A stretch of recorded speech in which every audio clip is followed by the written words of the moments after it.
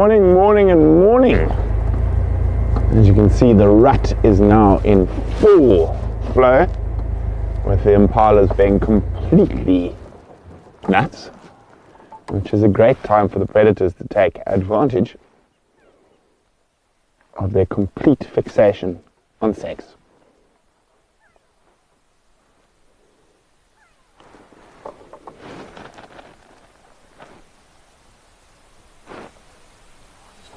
Oh, listen. Right. Oh, he's after one lone female out in the plain.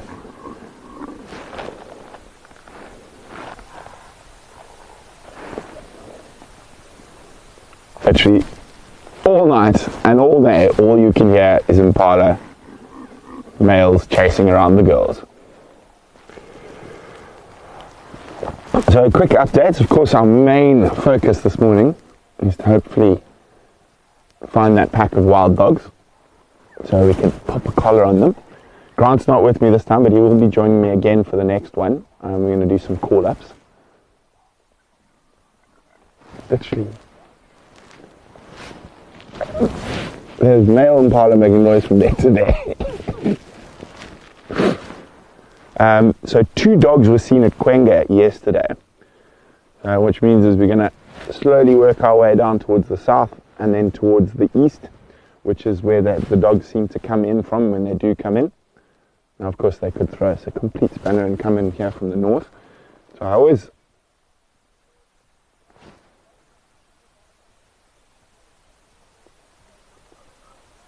Wow, Steve's voice carries.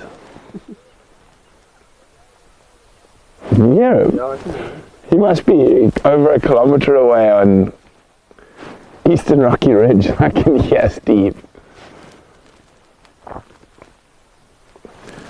Well, let's see who we got here. Morning Connie, morning Mary, Cookie, Liz, Zygot, Wildcats, Trefoil, Barbara, Steffi, Jan, Liz.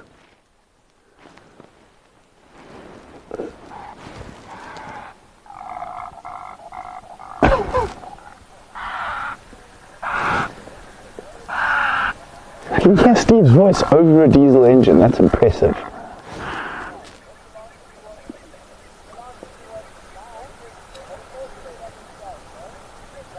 Turning his camera, the last thing I can't hear. Actually, I can, but I'm going to keep quiet. Wow. Winter is truly upon us. There's some zebras coming out into the clearing. Morning, Weedy. Morning, Laurie. Morning, Michelle.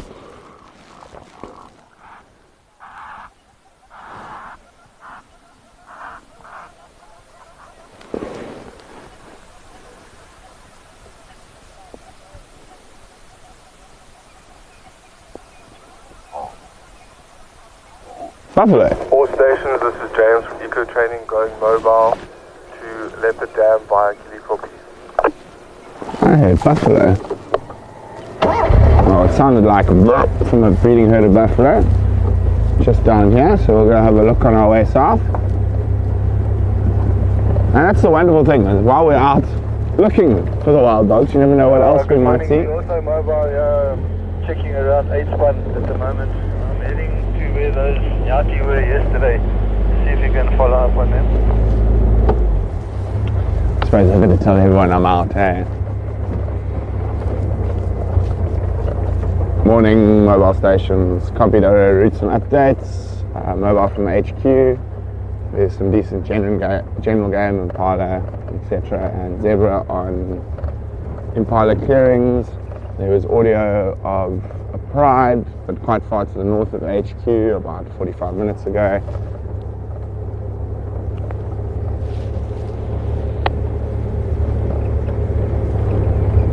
Thanks, Prince.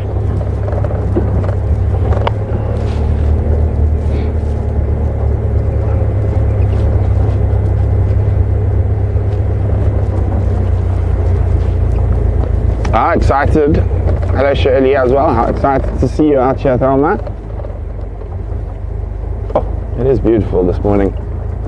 And as I said, winter is truly upon us. It's about 11 degrees Celsius. So winter is here. Time to get my Alaska practice in. Though I was googling the average temperature of Kodiak Island in May.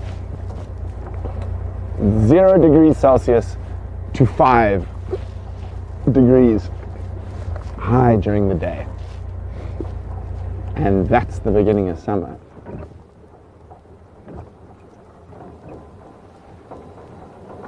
Wasn't that a pretty picture?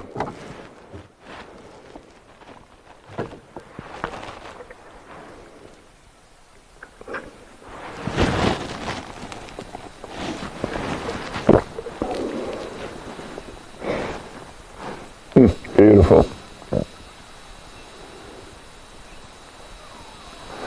Particularly at this time of the morning, I like to stop. Oh, flatulent zebras. Quite a lot, and listen.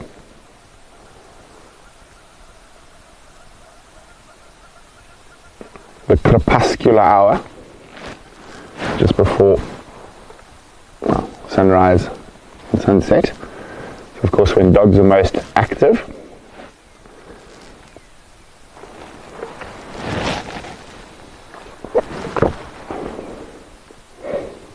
And for those of you who joined us for the last drive with Grant, from all their collar data, the time the dogs are most active is at 7 a.m.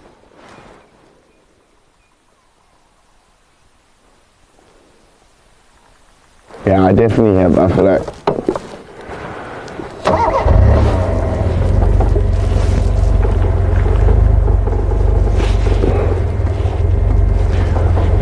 Well, JC, we're actually hoping not to see lions at all today, if we can.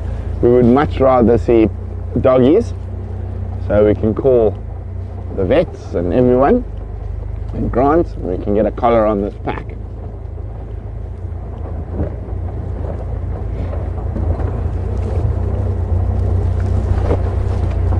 You know it's winter when I bring out this,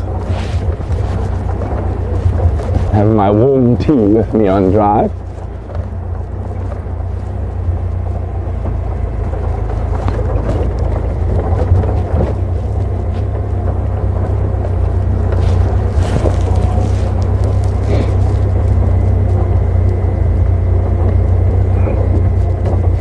Betty, I think as long as you're prepared with the right clothing, it'll be okay.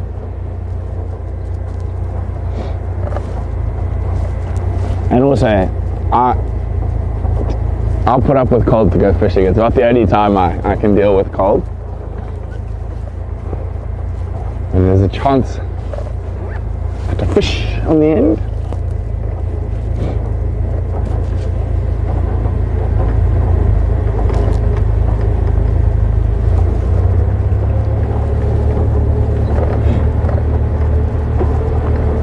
I had a leopard calling right on our fence line last night,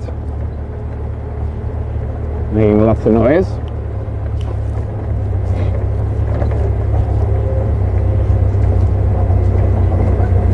Well, welcome, Janine.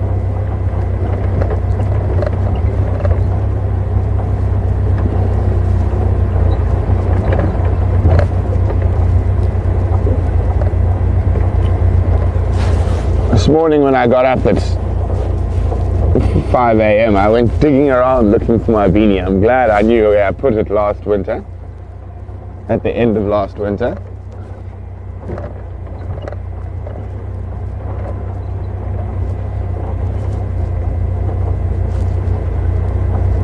Velma, we will be filming bears on Kodiak Island. For remembering wildlife. So of course we did their wild dog video for last year, and we'll be doing the bear video. Oh, we did the bear Kickstarter video. Well, not our footage, but Brian edited it, and then I will be filming, and then Brian will be editing again. The bear one.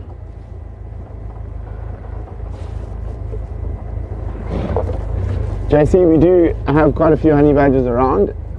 They're quite difficult to spot at the moment due to the amount of late rain we've had and the grass being so high.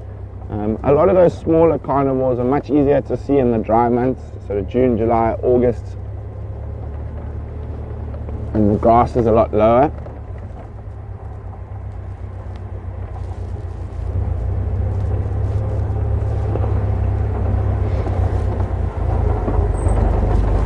I would have said those buffaloes sounded like they were around here somewhere, maybe on the other side of the ridge, but we'll see. Stacy, in about 3 weeks.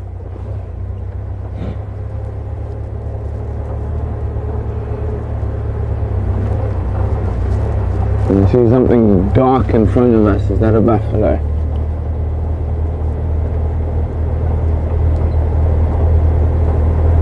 It'll be about almost exactly where I heard the only 2 though, which is not the most unusual. Considering this time of the morning when it's quite cold, the buffalo might still be sleeping. Is that a buffalo in front of us, Mackie?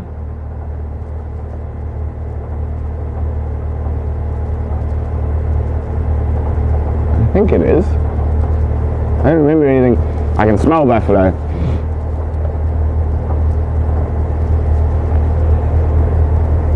What is that? It is indeed a buffalo. Let's just have a look at that. I'm saying normally when you hear those burps, there's more than one. Could just be a few Duggar boys. No, I think it's a herd. It is a herd. Oh, hi. Having a nap next to the road, look. Big boy.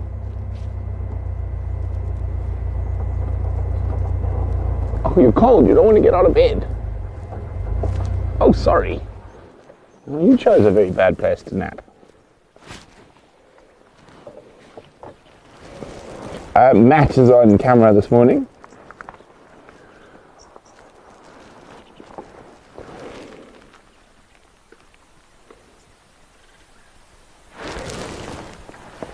Okay, what do I do with my radio? There's a large herd of buffalo on Marula Lane, just to the east of Marshall Road, lying up on both sides of the road, due south of the Mvada Plains.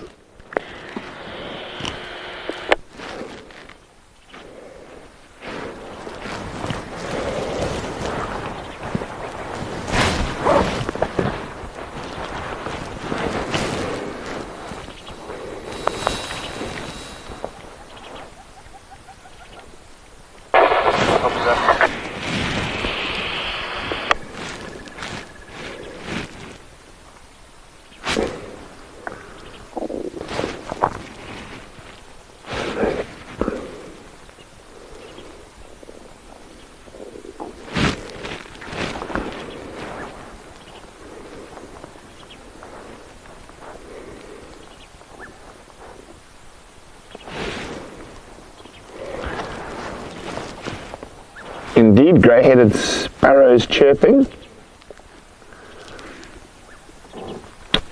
Alaska's also been one of my bucket list spots, so I'm very excited. What did you think you saw, Matthew? I know, the sparrows are right here. You can see on the top of this one. Make way still some distance away, yeah, by the old.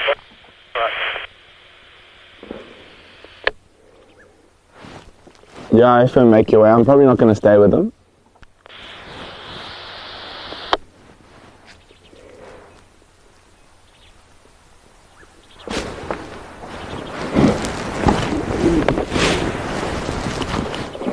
Okay, well.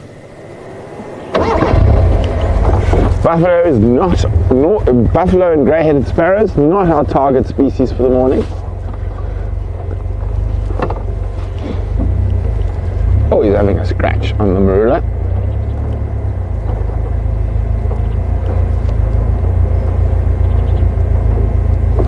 Okay. I'll wait till you finish your scratch before I carry on down the road.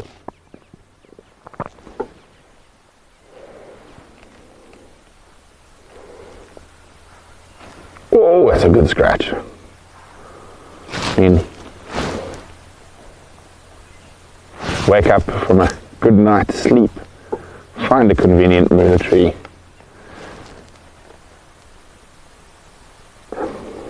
and have a good scratch.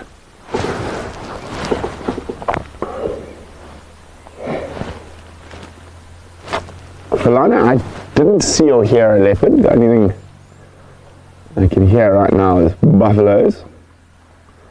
And JC, I'm sure there's some calves up ahead. We're right on the periphery at the moment.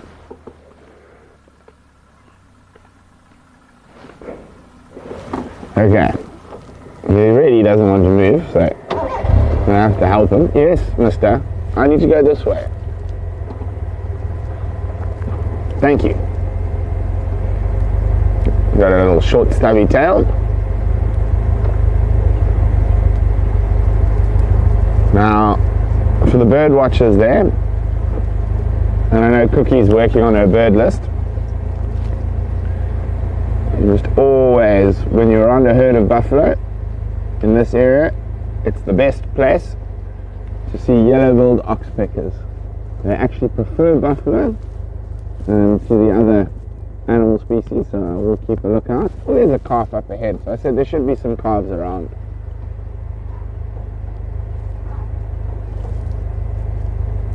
Liz, fortunately I don't owe this herd any money.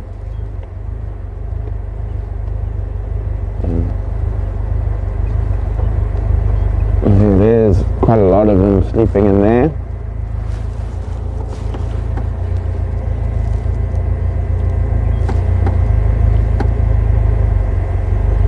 Good morning, guys. We're coming up to the main body of the herd. This is quite one of our bigger herds. Oh, there's some tiny babies up here. Probably, they're quite spread out, but they're probably 70, 80. You can hear oxpeckers, but so far I've seen red bulls only.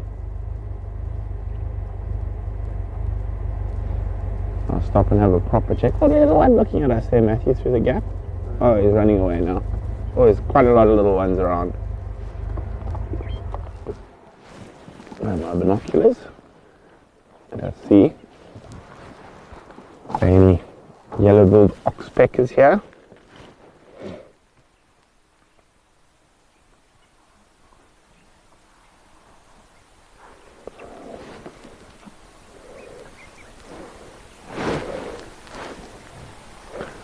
Not too many oxpeckers on them this early in the morning. The oxpeckers have sort of just got going. You can hear a few.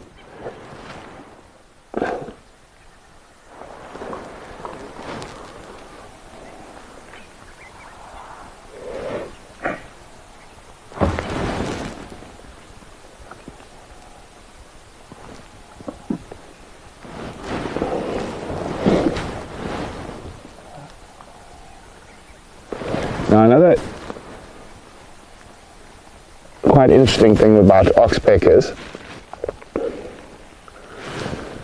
in the difference between the two species, it doesn't happen all the time, but quite often yellow-billed oxpeckers, when you drive up to a herd or disturb them, they'll actually run to the back side of the animal and watch them from the back. Every time I seem to spot an oxpecker and lift my binoculars, they fly off.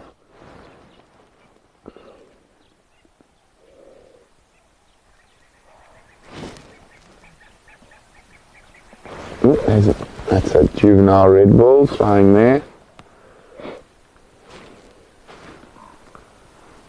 And there's a little one giving us the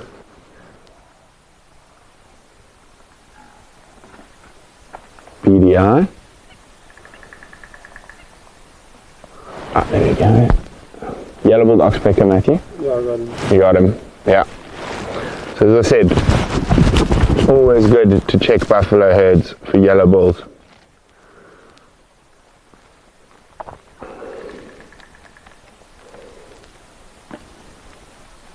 And the juvenile yellow bulls. Oh, there they go, they're gonna, looks like they're coming to the buffalo in front of us, or is that a red bull? Oh, on the big boy. around this backside at the moment.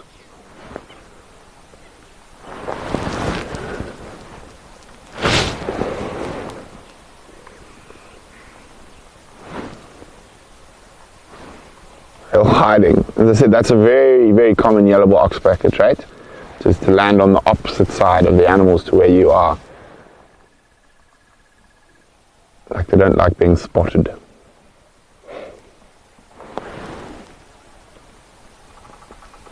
Now here comes one. You might have just seen a wing flap in there.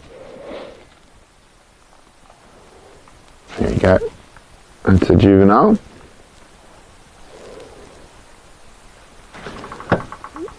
Oh, it looks like he might. Back up. Oh, irritated.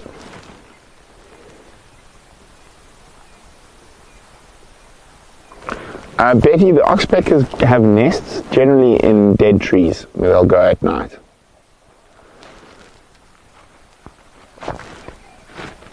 Yep, their horns can be quite backward facing.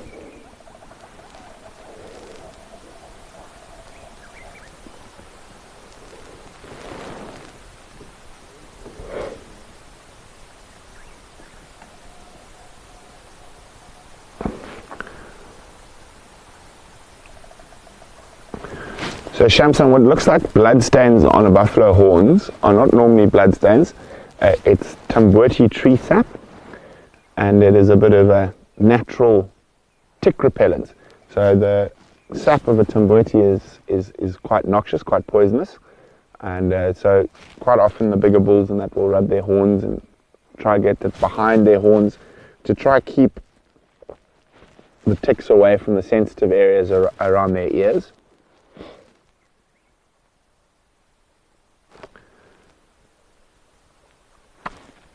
Trefoil, indeed, it's the species of tick that they prefer, and the ticks on the buffalo are the ones that they prefer, and the ticks that prefer buffalo.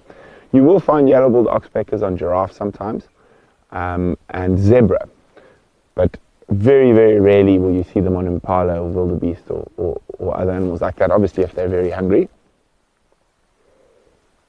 Matthew, come in for James. Matthew, they're looking for you. I think it's a different Matthew. Jessica, the birds landing with the dark or black bills on the buffalo are juvenile oxpeckers. Calling Frank here. Please repeat that. Yes, for a change. Yeah, someone calling. Are you calling Frank? No, I'm calling Matthew. Oh, you might be able to hear quite a lot of oxpeckers behind us, and that's them flying in. You can just hear them coming from afar, and they've now got very excited and started calling when they saw the herd of buffalo. Now the red-billed oxpeckers are less picky. What scared the hell out of this, Frank? Standing by.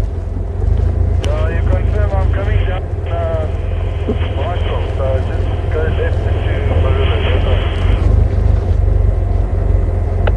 Affirm, yeah, they're all still here, and the Wild Earth Station is also here, but it's quite a big herd. I'd say probably 70, 80 animals. Okay, copy that, so it's okay if I come in? Affirm. Alarm, if you use the sap as insect repellent for yourself, it would burn your skin. It's quite noxious.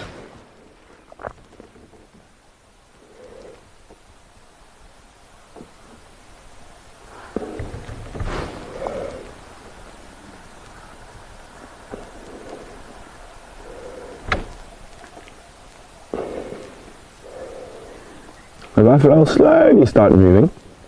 From here it's quite interesting. I'm not sure where they're going to go. They could either go to Leopard Dam, HQ Waterhole, or sometimes they might even head all the way to Ndlovu Dam. They normally drink twice a day, and depending on the area. Here they'll probably drink twice a day, but in places like Botswana, on the Chobe and that, they'll only drink once a day, because during the dry season. It's quite far between where they feed and where they drink.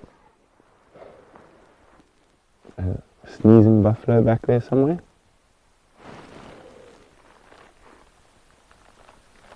There are other plants that human beings can use as insect repellent, but timbuti is not advisable.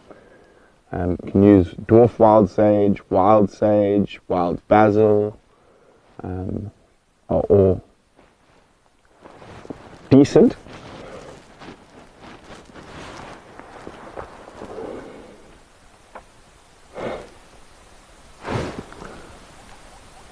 And here comes, oh, look at all, you can hear them excited. This red-billed oxpeckers dropping in. They're like, yay, we found breakfast! Hold on, I think let's go a bit further forward. Yeah, there they are. You got them. There we go. And they're the red bulls. A slightly different call. Quite difficult to tell them apart if you're not listening carefully.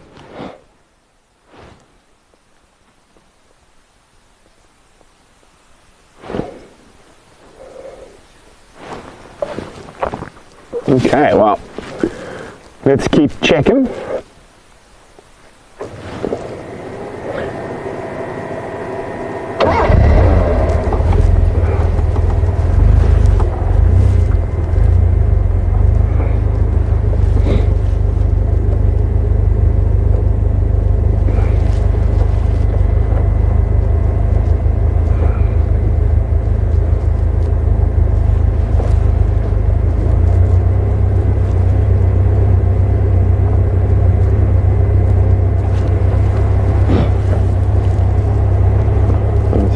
Spreads all the way out to here, and that's about the end. No, there's still a few more, but that's about the end of the herd. Bye, buffaloes.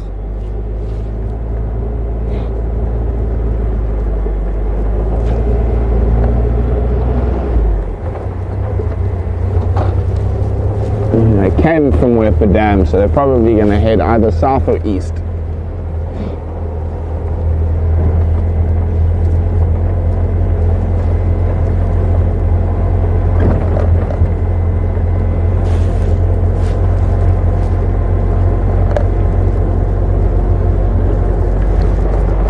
What a gorgeous morning, I do tell you.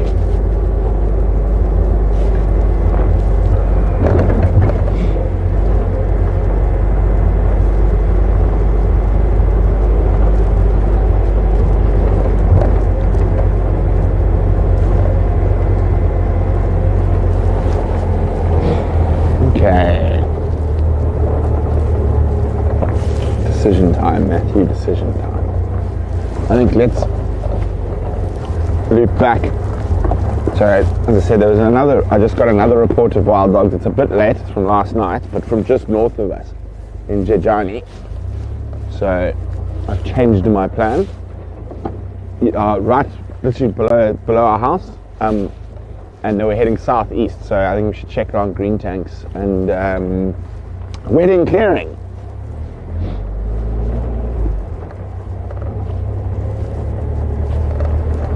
So we'll go straight through the middle of the buffalo again, because that's the fastest route, and I want to get to that area before anyone else starts driving there and potentially drives over tracks.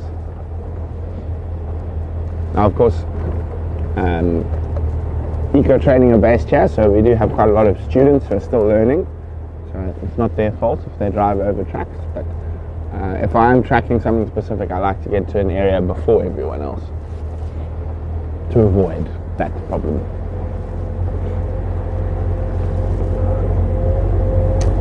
Jumbo early.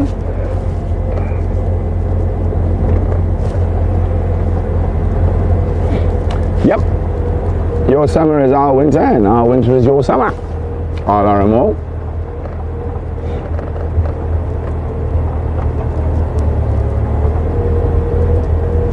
See Steve, I don't know if he's live.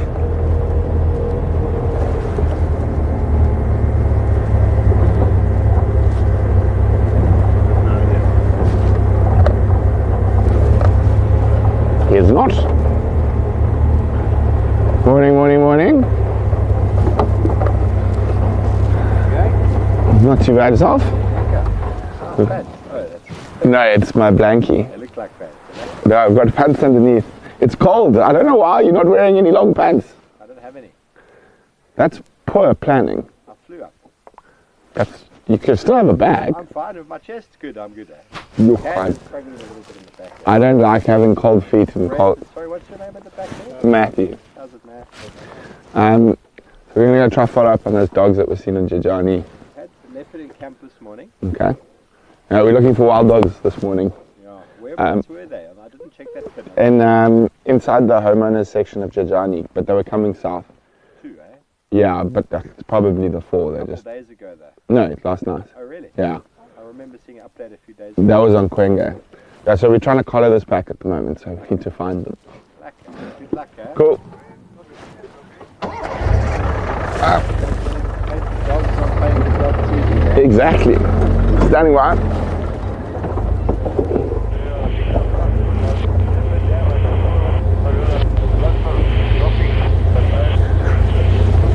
Frank is lost. Balule Lane, east of Marshall Road, south of Impala Plains.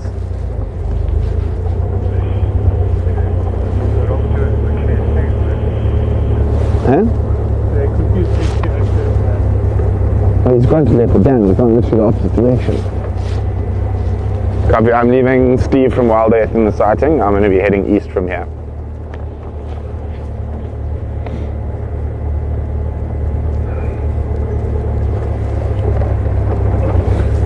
Ellie, isn't it always cold and rainy in the UK? Every time I've been there, at least. I think I went in the summer and I didn't wear shorts once.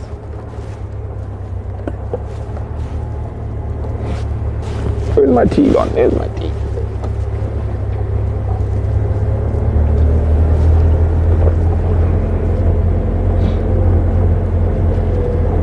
Yeah. Felt like March in Cape Town. Does that mean what's March like in Cape Town, Matthew? As a Cape Town local? Depends on your luck. Depends on which side of the mountain you are. Cape Town can have all the weather in one day. Or depending on which side of the mountain you are. It can be beautiful and sunny on one side and cold, rainy and windy on the other. That's why I like to visit Cape Town. Preferably in like February. It's your best chance, best weather. Yes.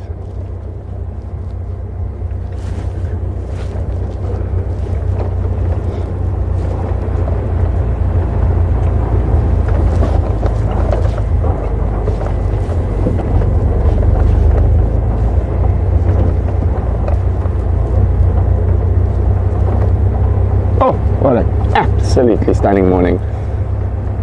I definitely do. It's such a difficult decision, sunrise or sunset.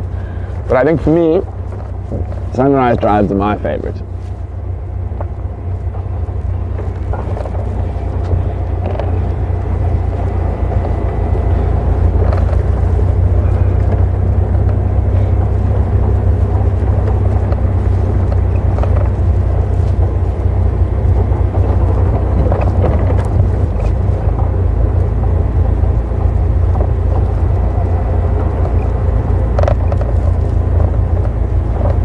A little bit misty as we get down here.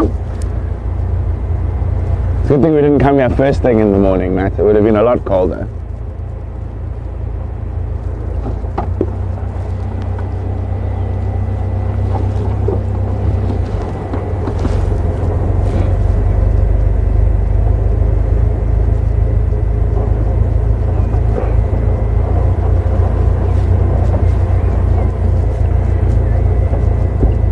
Kimberley, yeah, Kimberley is quite cold.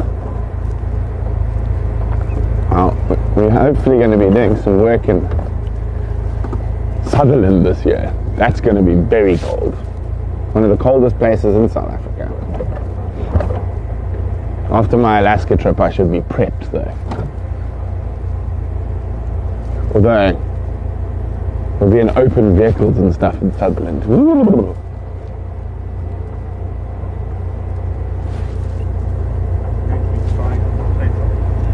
Yeah, trying to chase after cheetah in the cold. But you watch Matthew, those cheetah are going to be little balls till the sun comes up there. There's no lions, there's no other predators, so I think they're going to be doing a lot of their hunting after daylight. I mean, not after daylight, after sunrise.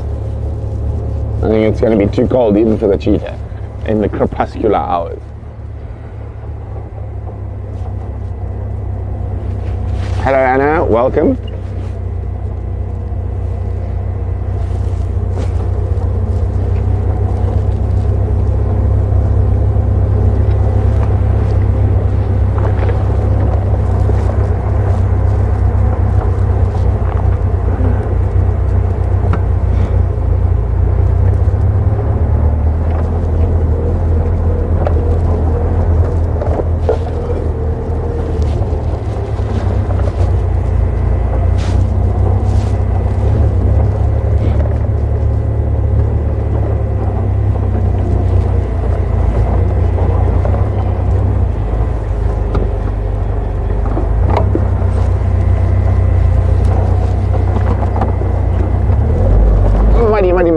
Money. I think HQ Waterhole is going to become very, very popular. I heard the Ellies last night making lots of noise here.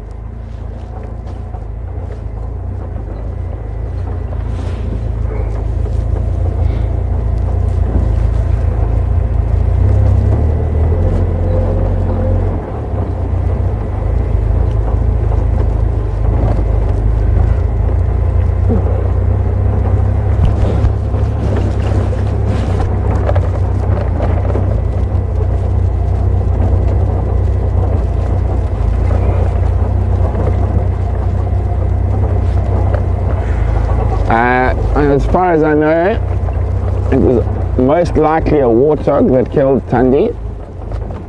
My brother said she was split up the stomach, and that's quite often a warthog injury.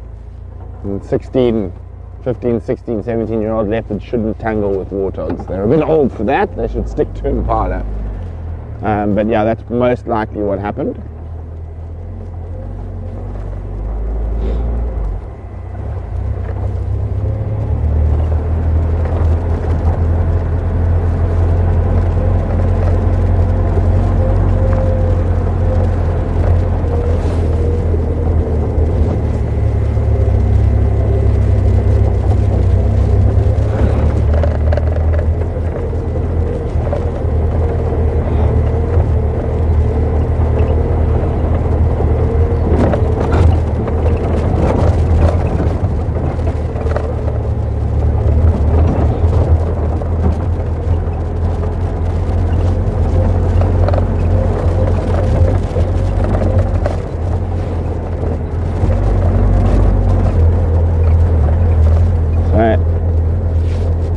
Quite late last night, well, after dark last night, those wild dogs were seen sort of just down this area here.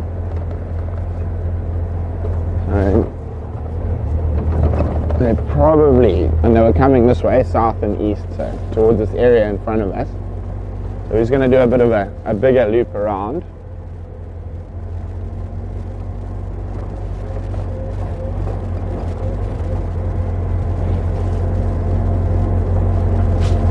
And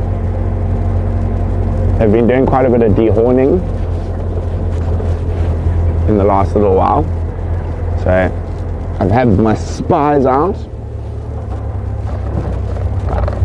I had a chat to the helicopter pilots to keep a lookout for the wild dogs while they were flying around.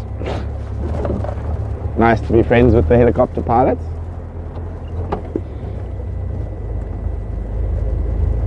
Hello Jenny, welcome, welcome.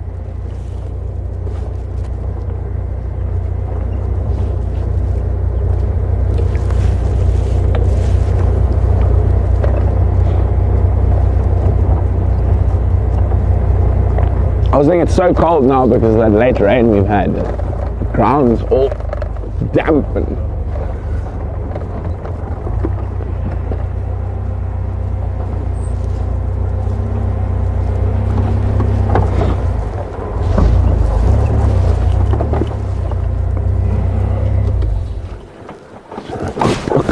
other side of this puddle.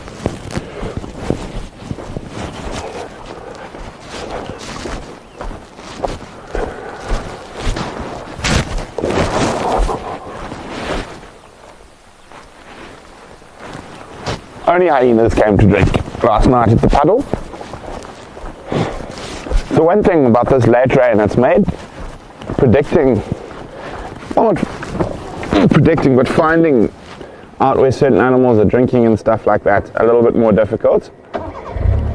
Normally, by now, there wouldn't be puddles like this around and the animals would be coming to the permanent water points.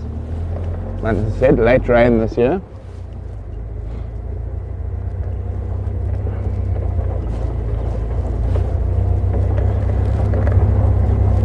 Mike, no, we do not pet lions. Our lions are wild. One should never pet lions, captive or not. I'm actually far more scared of a captive bred or pet lion than I am of a wild lion. And captive bred or pet lions kill a lot more people than wild lions. I'll happily walk and follow lions' tracks into the bush on foot. Here, I will not play with a captive lion.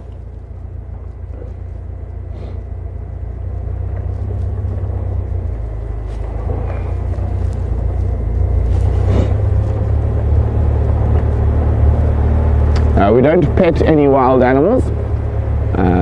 If you really like wild animals, you don't put them in cages.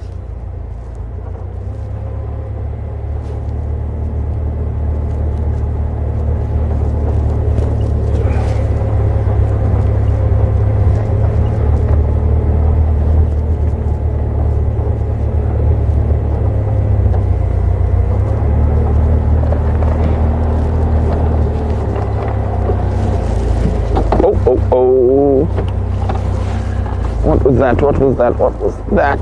Oh, the ground's so hard. No, it is not a leopard cub, it is a civet track. Yeah, just a civet.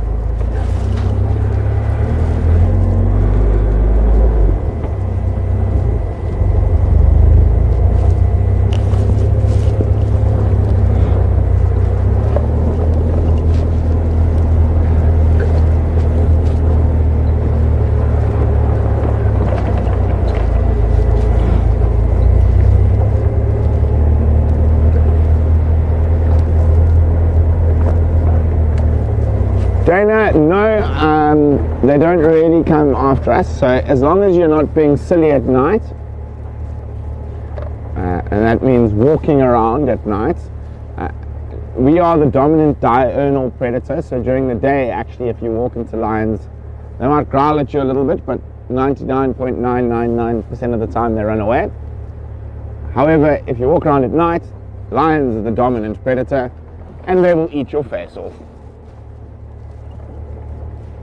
And the rest of you. Brian, we had a report of the dogs being about 1 kilometer from here last night, just to the north of us, and they were heading in our direction, so we're out checking for them right now. I heard Cookie. Oh, welcome, Michael.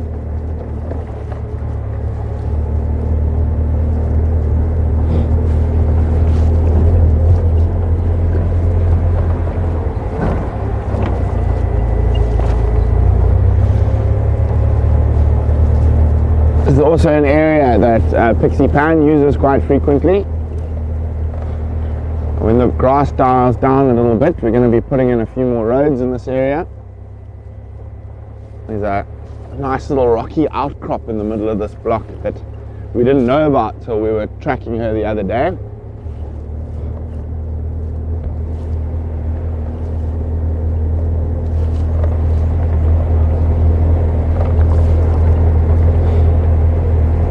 So I mean, all the people I know who have, or knew, who have been eaten by lions or killed by lions, were doing silly things in the darkness. That's why more important than a rifle is a good torch, like our lead lenses, gives you 60 meters to decide what to do.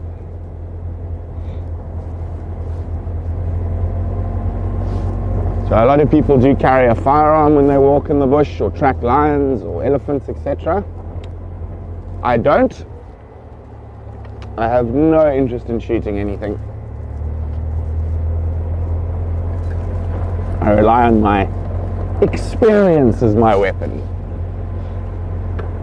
And I started walking with my dad in wilderness areas from about 5-6 years old. And he has never carried a firearm while walking in the bush. Oh, he did with guests, but that was when it was a law. I think a lot of people don't realize that it is not a legal requirement to walk with a firearm in big 5 areas.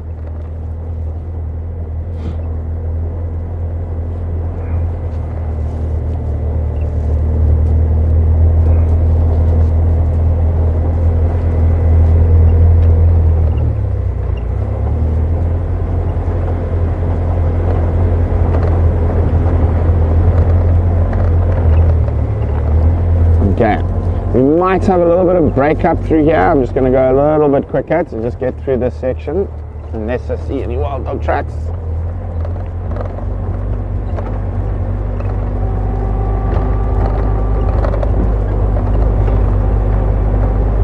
Okay, we should be out of the bad section now. Nothing, okay. Yes, yeah. That one wasn't on purpose, Michael.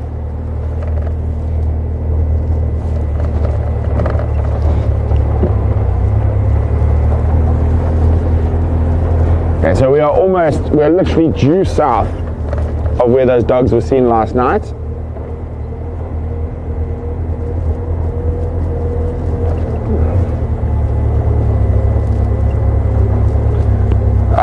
Painted wolf, from what I know from my brother who works at Chitwa, they think it was a warthog, not another leopard. Another leopard would make a proper mess of her. Whether this looked like one very, well, according to my brother, I did not see it, deep gash through her stomach and into her chest, which was, when you see those type of wounds in lions and leopards, it's quite often warthog or bush pig, but in the Sabi Sounds it won't be bush pig. So what a lot of people don't realize is that when you look at a warthog, you see the big tusks that you can see. Those are not the tusks that do the damage. So underneath there's a set of smaller tusks called tushes, and they rub up against those top big tusks. And that rubbing actually causes those bottom tusks to be sometimes as sharp as a razor. And that's what the warthog uses to defend itself against predators, not the big visible tusks.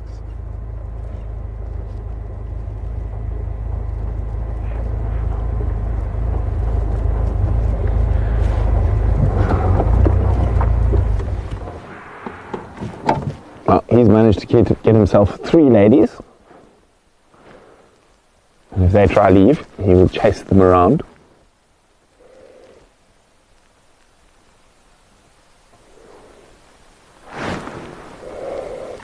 The rut is in full swing at the moment.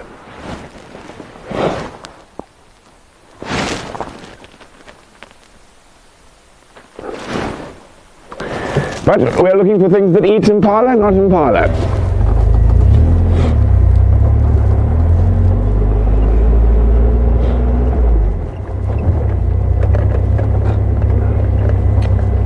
My cunts, I think hyenas, most cat or dog-like behavior is neither. Their behavior is hyena behavior. So a lot of people like to say, oh, they're more like cats than dogs, or not. They're not like either. They are hyenas.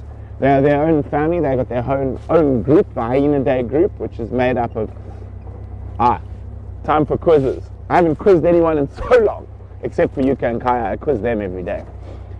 But here we have, at quiz time, you can name all the members of the family Hyena Day. There are How many are there, Matt? Do you know? Are you sure?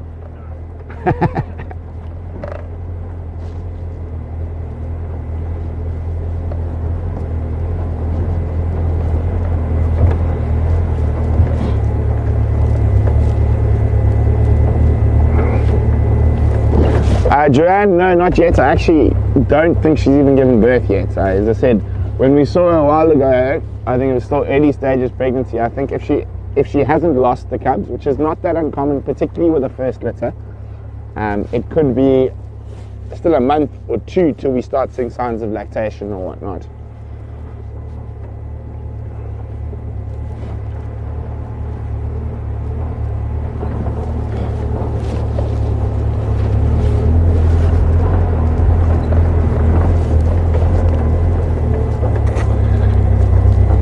Well, Trefoil, you're quick on it.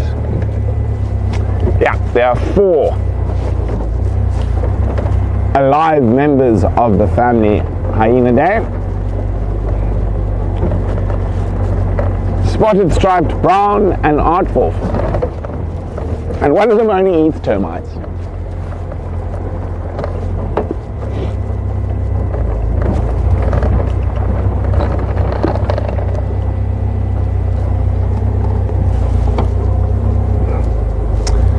Civets have been everywhere today, or last night actually.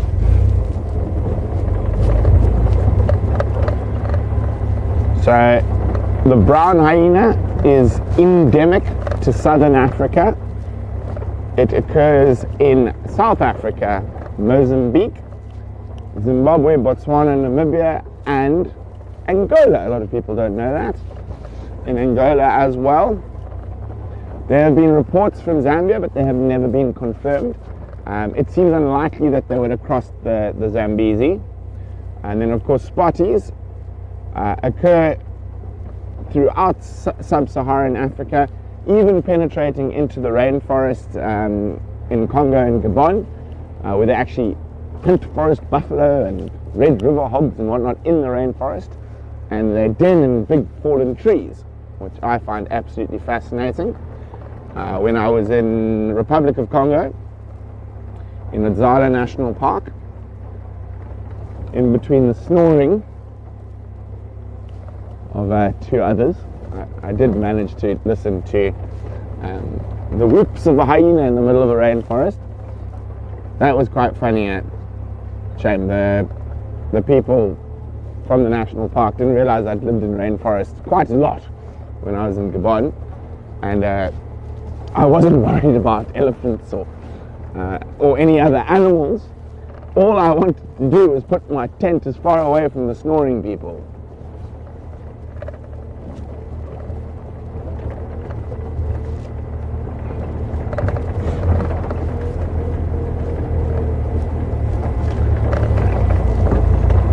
And then striped hyena, quite an interesting distribution. So they occur from the Masai steppe, which is in sort of central Tanzania, on the eastern side of the sort of Mara Serengeti system, the drier side. The wetter side is the western side, up through Kenya into northern Kenya, and up into sort of Ethiopia, Somalia. I think they're locally extinct in Morocco now due to hunting and that. And then through the whole Middle East and into India.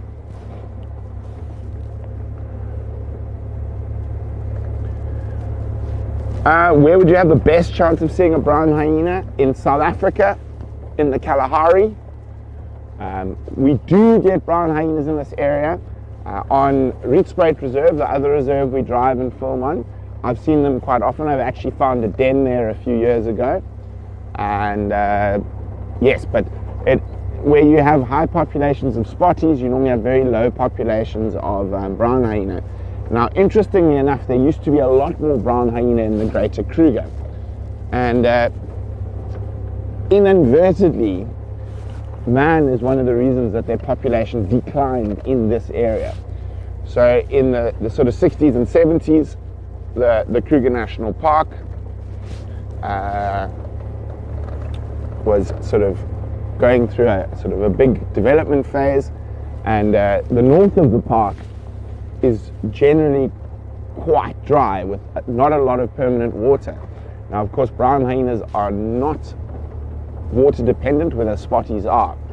So what happened is they drilled boreholes and started putting these water holes all over the north of the park, and it had two inadvertent effects.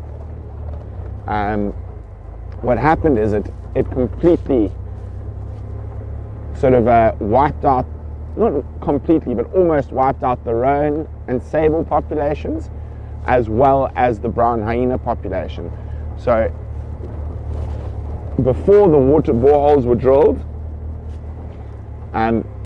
basically lions, hyenas, and buffalo, or spotted hyenas and buffalo, and other water-dependent species would utilize these areas during the summer months. So when the pans were full and there was rainwater all over the place, they would move in. Now the buffalo is quite important for the roan and sable. The buffalo, the zebra, and the rhinos, which are all bulk grazers, where the sable and roan are very specific grazers. They eat a very few species of grass, and they like long grass, which is unusual. And by putting these permanent water holes into the north, into the dry area, what happened is it caused animals like buffalo and zebra and wildebeest and lions and spotted hyenas to permanently reside in those areas. I was really hoping we would spot them. They do like jogging up and down this road. I'll stop and have a little listen quickly. Maybe we might hear something.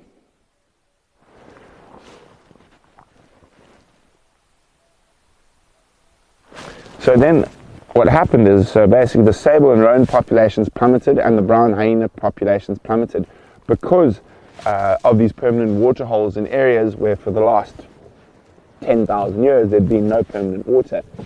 And the Kruger Park, with more research and understanding of the ecosystem that we have now compared to what we had in the 60s and 70s, has actually closed a lot of those water holes and broken down the dams that they built to try sort of get that going back towards natural. Did somebody just walk across the road there?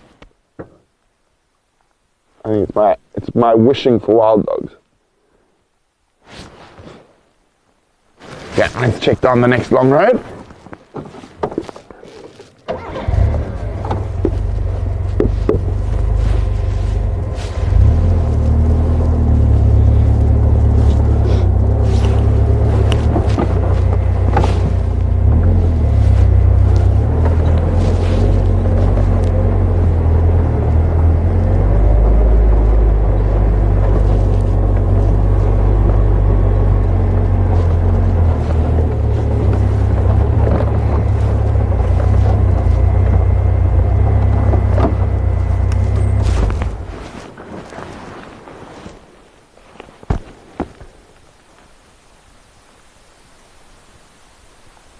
Nothing. So these are old fence lines that used to separate the properties. That's why they're so long and straight, and of course they're now sort of the main arterial roads. So there, where Matt is showing you right in the distance on the horizon, that is actually the Kaseri. So the boundary of the Kaseri and the Balule. Of course there's no fences between them. Actually, you know what, Matthew, that's quite a nice photograph, I think, with that mist lying lower on the Muhlebetsi River.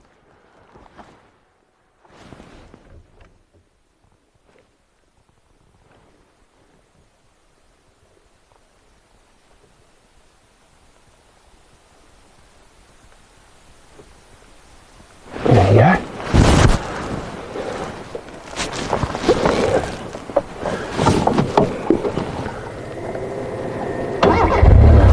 So there are still brown hyena in Kruger and Greater Kruger, but they're just not as common as they once were.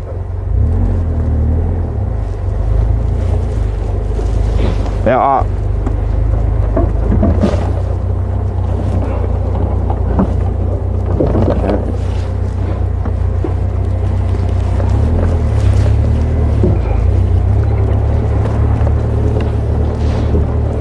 So it's a problem with wild dogs. They change their mind quite often. I'm not seeing any tracks, and this is where, if they went southeast from there, this is sort of the area I would be expecting to find tracks. However, this is a very busy road next to us. Well, busy in terms of our bush terms, not busy in terms of traffic. So there's maybe 10 cars a day that drives down here, which is a lot. And compared to the road to our house, which we probably have, what, 2 cars a day driving down.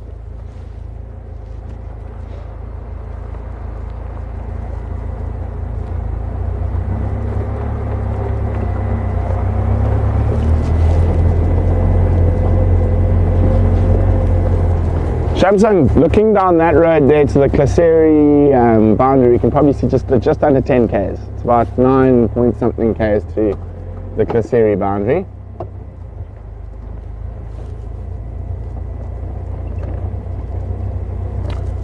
No, Aardwolf is a real animal. It is a member of the Hyenidae family, but it eats termites. It looks like a mini striped hyena. And they can roar. So one of their defense mechanisms, they're quite small. They puff themselves up, like when you ever see an aardwolf and a lion or leopard have a standoff, the aardwolf puffs itself up and goes,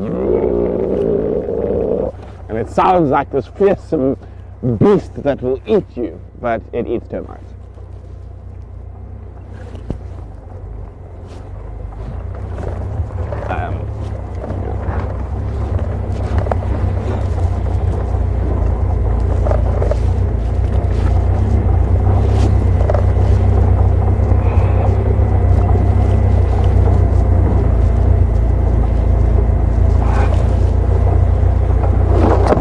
Up there.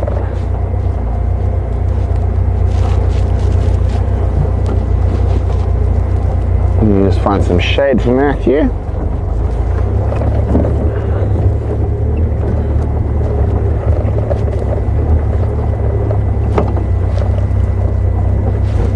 How's that, Matt? No. I'm trying to keep it in the shade. Oopsie. So that is what an aardwolf looks like. Very pretty little animal.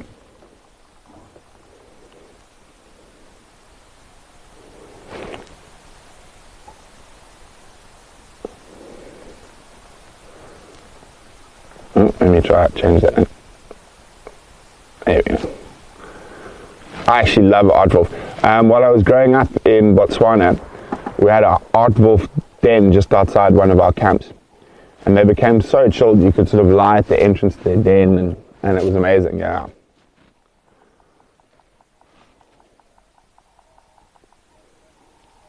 There's some elephants in the distance. Now let's keep moving. There's one more spot I want to check for the puppies.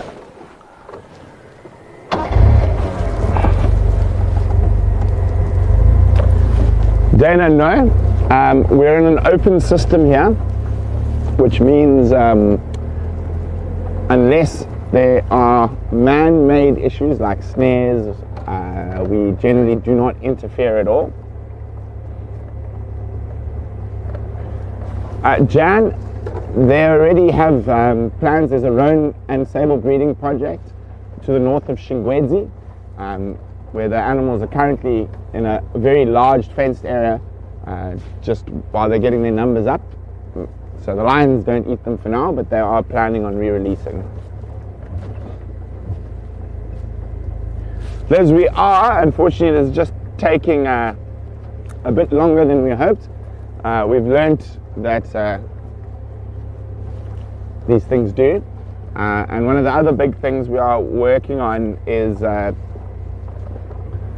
soon we will hopefully be able to have our own player within the app or within our website, with all the chat functionality that you've got here, but a bit easier for us to control. So when YouTube has a bad day, there's nothing we can do about it, and YouTube's been having a few bad days over the last while.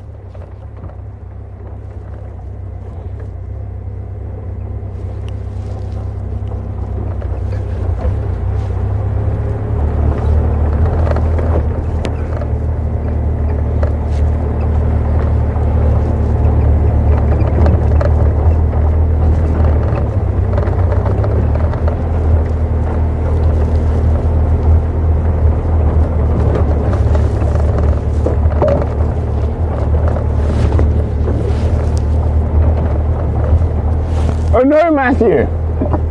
My tea is finished.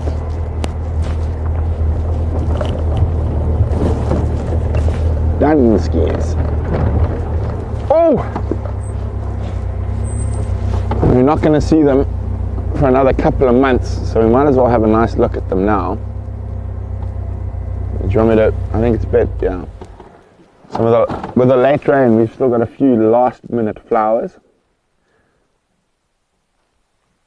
And that is called the Ruby Gnida.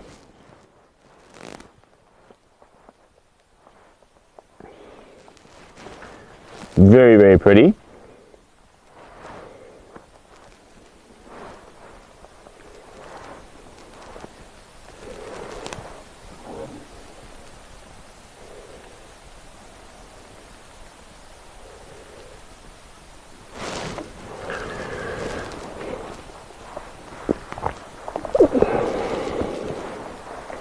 Now, it is a emetic. Oh, check! You see what's next to it, Matt? You might have to get out for that one though. There is a garden orb, quite a big one. No. On the left. On the right, there's a spider. So you might have to jump out. Let me just move. You see it now? Oh, yeah. Let's go back, I think.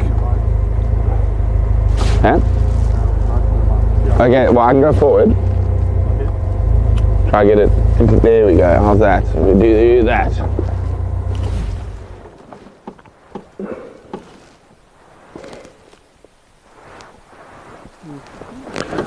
Similar flower structure to lantana, but not at all related to it.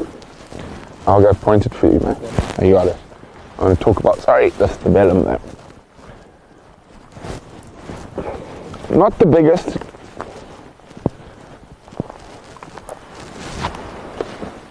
But you can see this little zigzag here. That is called the stabellum. So it looks like a spring that's been put into the web to sort of give it some bounce and elasticity. However, that is not there. So that stabellum is put by this species of spider there to try and stop insects or birds that are too big from flying through their web and putting holes in it. And again, we're not going to be seeing these guys for too much longer. They're all going to go hiding as winter gets closer. But very beautiful with all the dew on it this morning.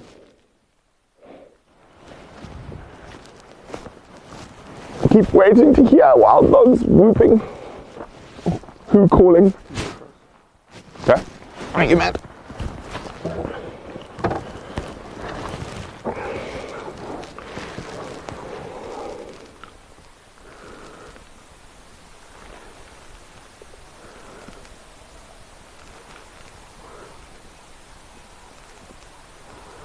Okay. I think let's go check towards Leeuwpan.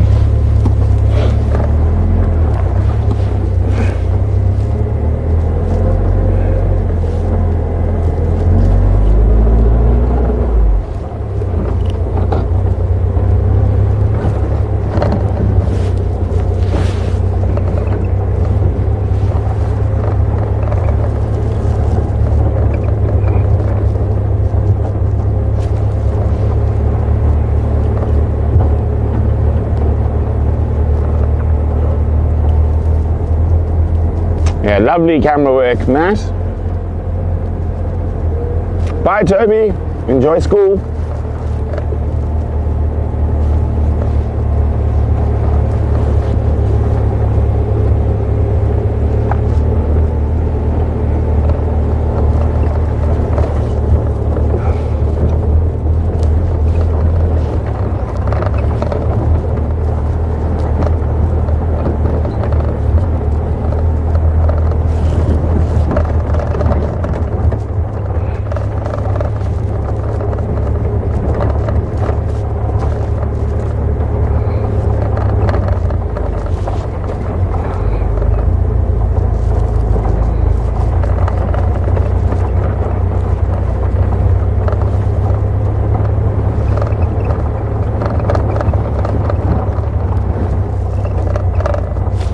come from this direction, there's always this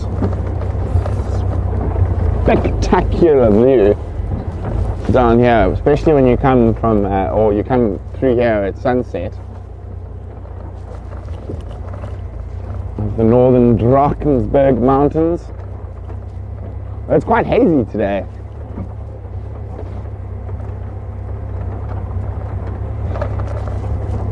And not dusty or whatnot, so I'd say it's sort of moisture in the air still.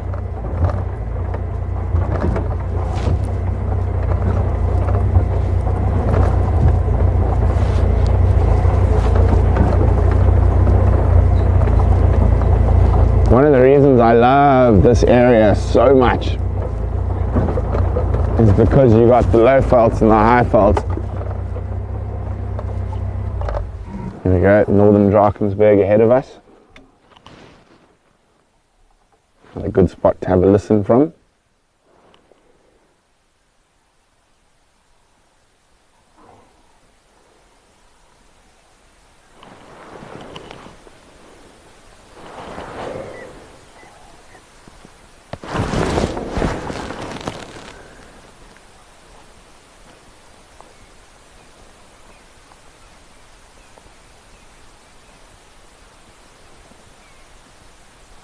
The birds are in full sun this morning.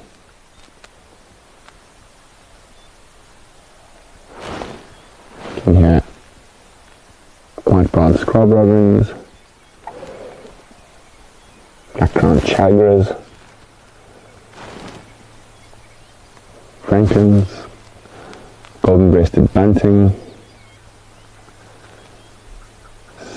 Branson's spurfowl, rattling cisticola, arrowmark babblers, and greenwood hoopoes. Our pleasure, Thelma. Okay, let's keep moving.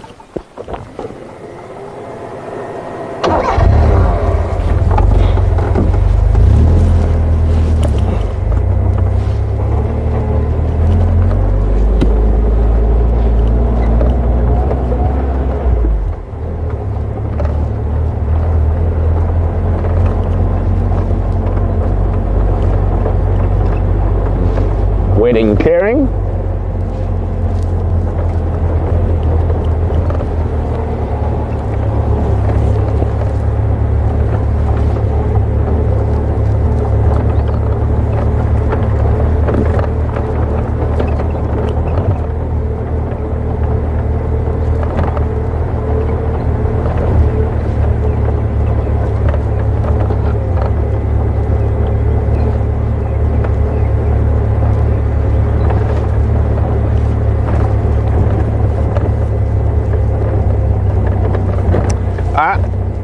I still call hyenas Howard. I still have Howard, the hyena. He's in the studio now.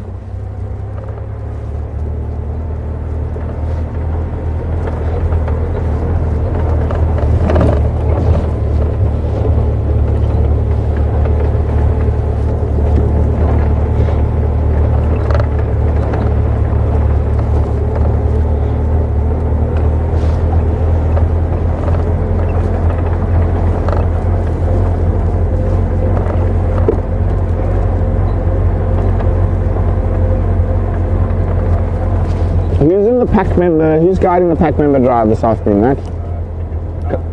Is it Kaya?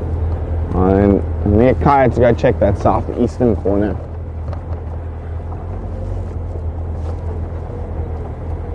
This afternoon. Okay.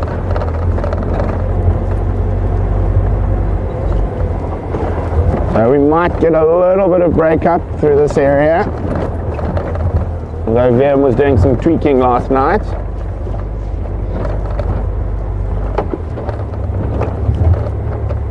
Oh, yesterday. Sometime, yeah. In between drives. And then Matt was saying the signal was fantastic yesterday afternoon. We've had zero problems so far today.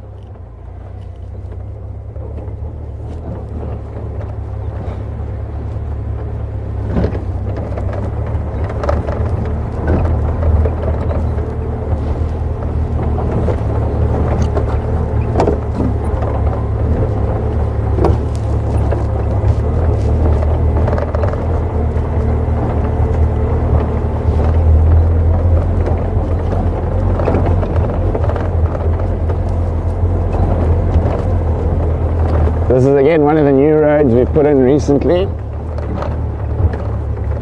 We're planning to put in quite a few more as it gets a bit drier and it's a little bit easier for us to make them. Eddie Beatty, unfortunately BB the lion is no longer with us, but his sister Bucket is doing well.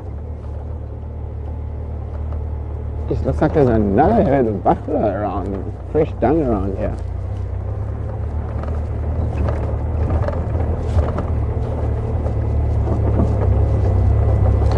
Jenny, apparently one male lion went to the elephant carcass, but that was it.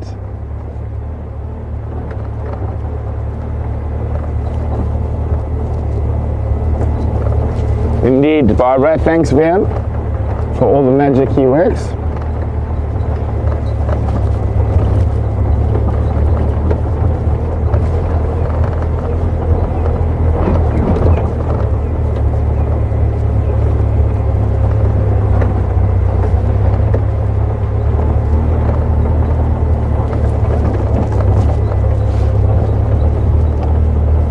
So I'd say we probably safely cover around 80% of Pridelands now with signal, compared to the 30% we started with a year and a half, 2 years ago.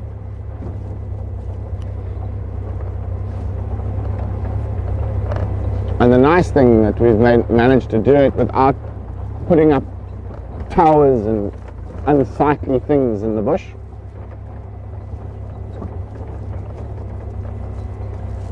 Ellie Billy, no. So unfortunately Bucket will never have cuds. We actually filmed her having a uterectomy because she lives on a closed reserve. It's a fenced reserve of about 14,000 acres. The males there are her fathers. So if she were to breed, it would cause inbreeding.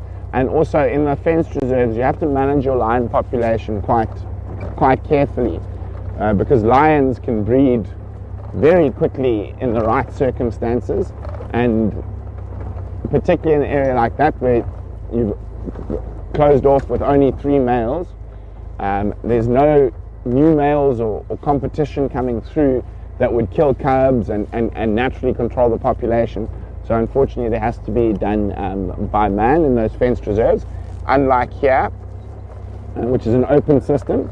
So new males come in and kill cubs and kill females, and they self-manage their population. In a fenced area where you can't have new males coming in, you do have to manage the population somewhat.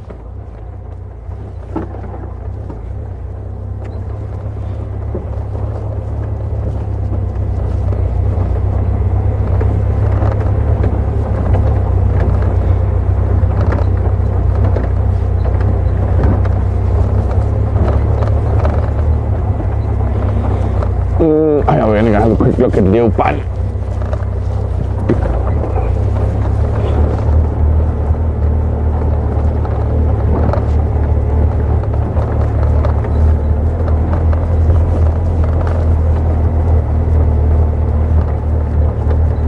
Oh, look at that, Matt. Do you see those little red flowers in the tree there? Oh yeah, I got them. Yes. There's some mistletoe flowering.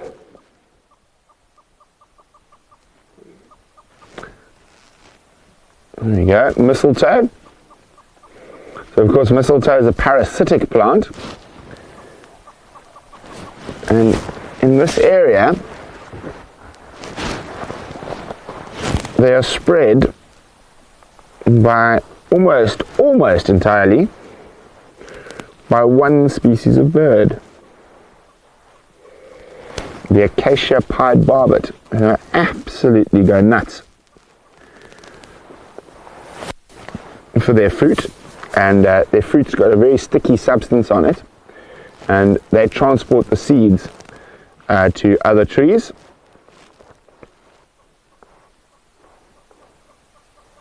And a very pretty bird.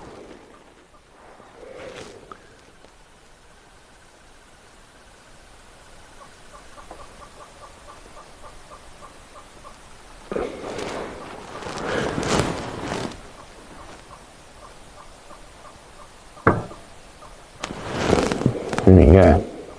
There we go. Now here's the culprit who spreads this parasitic plant all over the low felt. I think the camera's going to get pretty. I know. The camera is making a weird noise. Does it? There we go.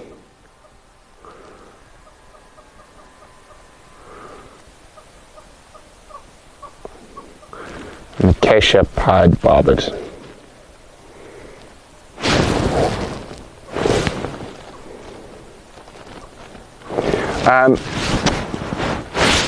Okay, let's go check Liu Pan.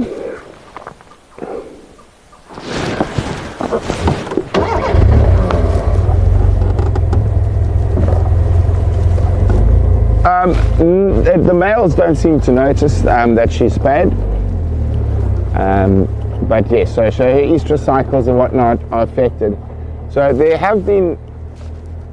are other ways. Some people use chemical implants, like slow release and stuff like that. And then in other reserves, they've tried to sort of just tie the fallopian tubes so that they can be undone. But what's happened with quite a lot of that is that I know with the tying of the fallopian tubes, for some reason the one lioness in a reserve near here, it really confused her. She's literally in a constant state of estrus, which is very strange and upsetting. And with those chemical ones, it changes the chemical balance and release of them. So I know you get these giant lionesses that become bigger than males, but are they start developing manes and all sorts of weird things.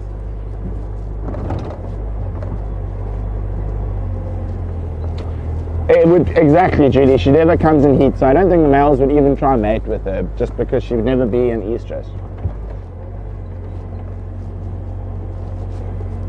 Hi, Julie. Really, no. So leopards don't get spayed because leopards have zero respect for a fence.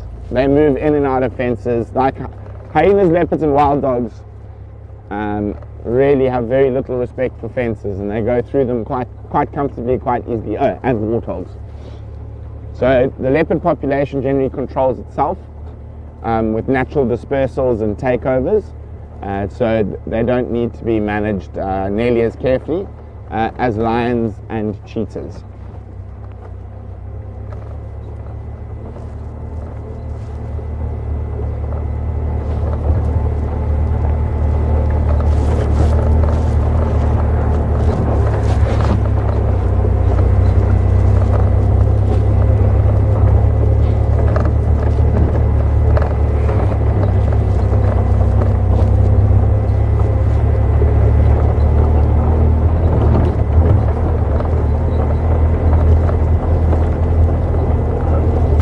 Michael, so basically all the cubs born are fixed. So Bucket and then the four young females that were born to Nyaleti have been fixed.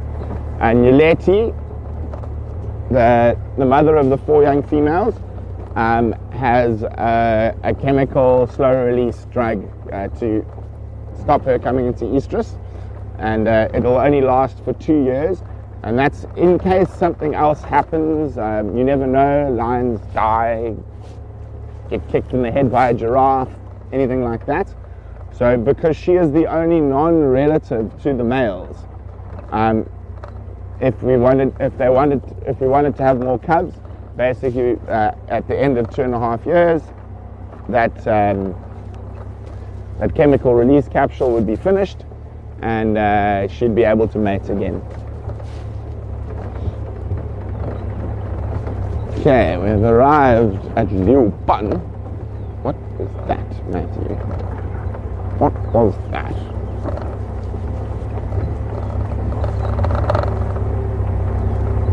It was a termite mound.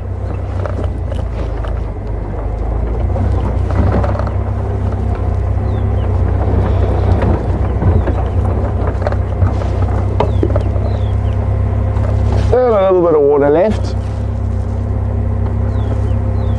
but nothing here.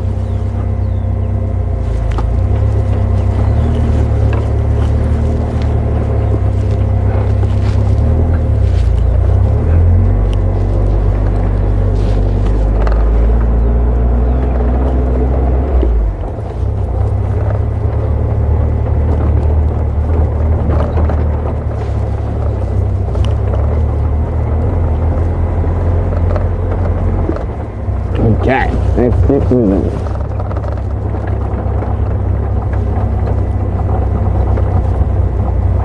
Well, we'll go do one quick look down at Ndlovu Dam.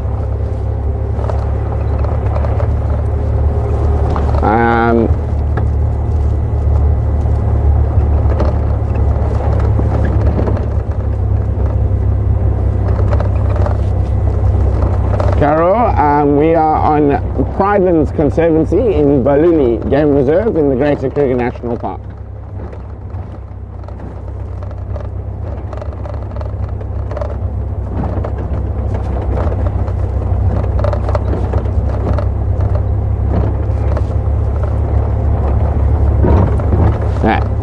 Well, we'll have a quick look at Ndlovu Dam.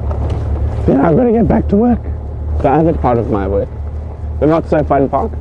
Staring at emails. Replying to things.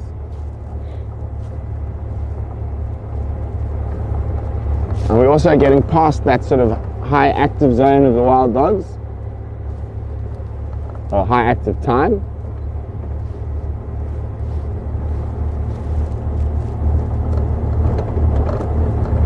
Ah, no, that has been fixed, Buffalo. I can switch the engine off at will and start it again. So it turned out we had our starter motor was dead. Now, considering how old the Badger is, that starter motor did very well because we have not replaced it since we bought this car. And this car is the same age as me. 1983 model, so 39 years young.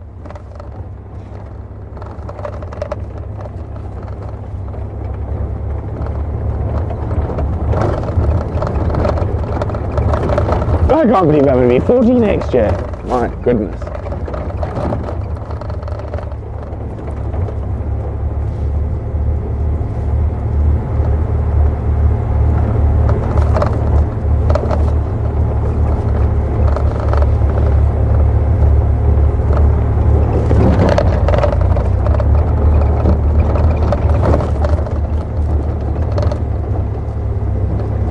Samsung will go live when we find the dogs, and we got the vets and everyone in, and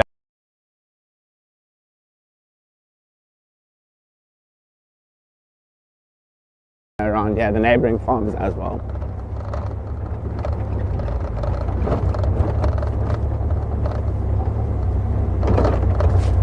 Hello, Chitty Chatty Meg.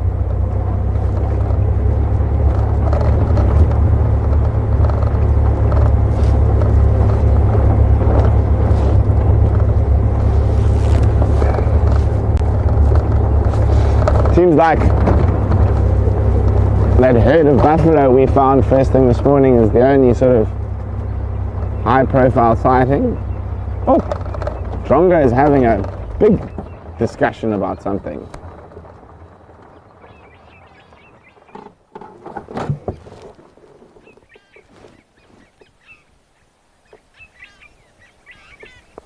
That's not common to see 1, 2, 3, 4, 5, that's 6 Drongos in a tree. Well, 7, now they're gone. It sounds like a little bit of an argument.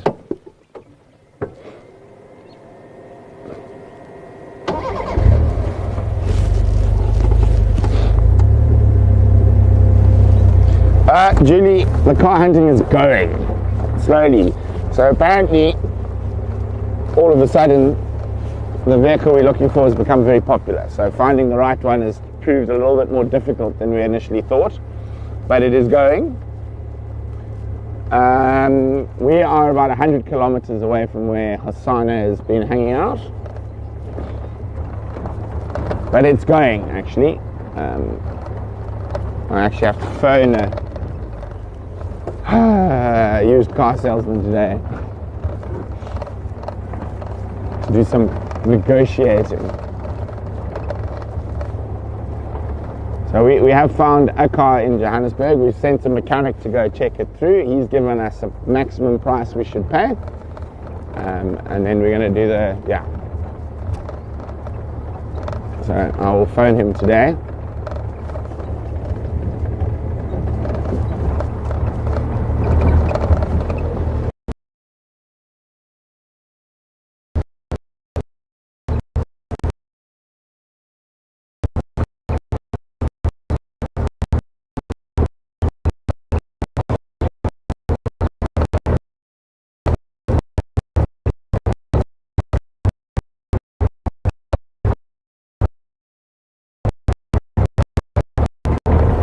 Fast.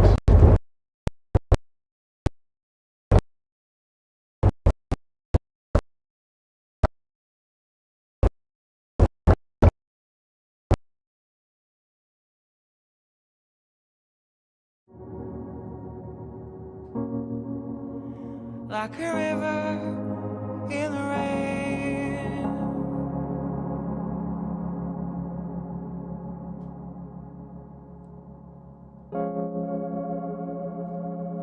oh Father of the four winds,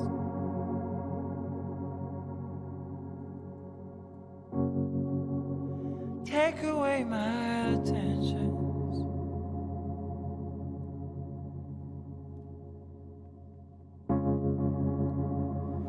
I did not betray you.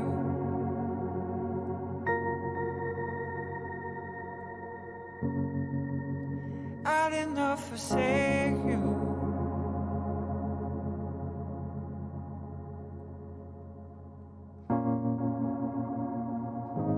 The universe on a string,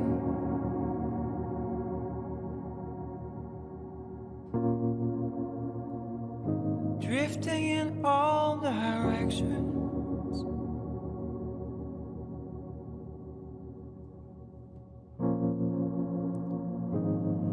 Free until the key finds the door.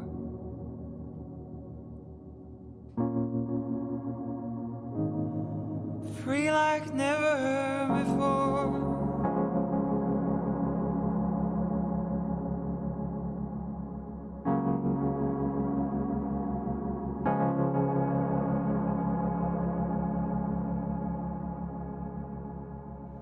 Children of light, gardens of life, gold on the inside. Children of light, gardens of life, diamonds in the miles. Children of light, gardens of life, gold on the inside. Children of light, gardens of life, diamonds in the miles.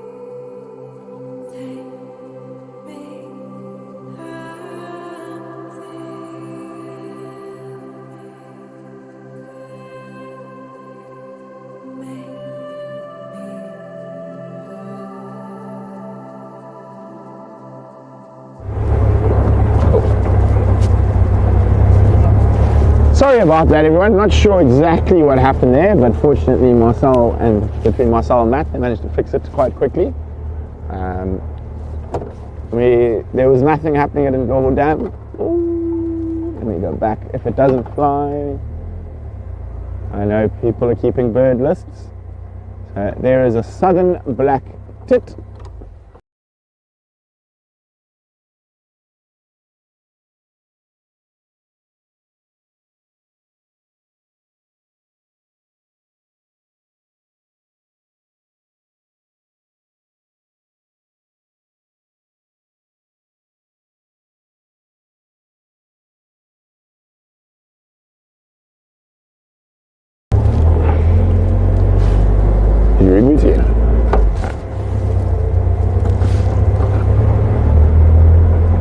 Okay, we're good. Not exactly sure what's happening, but I'm sure we'll figure it out. So what we're going to do is go check the clearings quickly. Go have a look at the hyena den.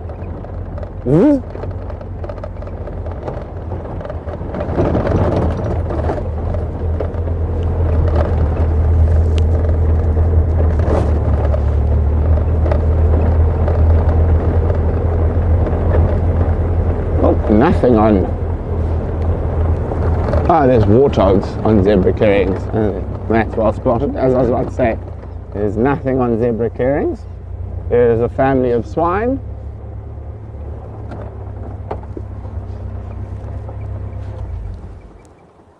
They're quite nervy, these piggies. There's a big male at the back.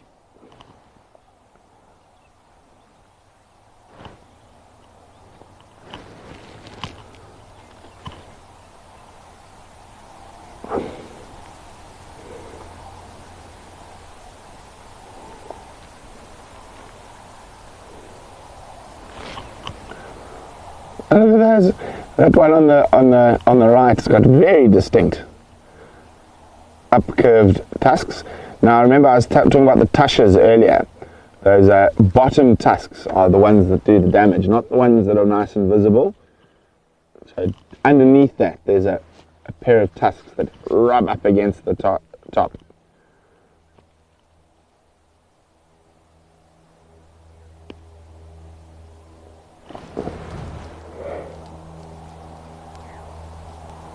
Okay, bye piggies.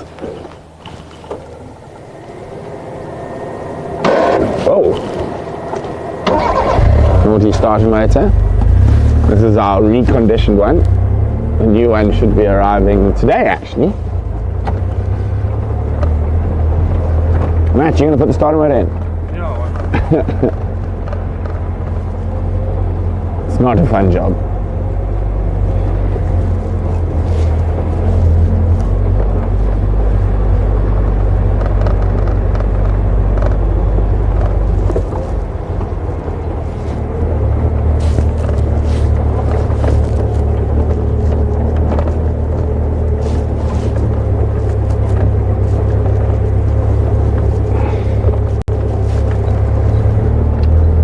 Remember, it's my brother's birthday today. Let's give him a call.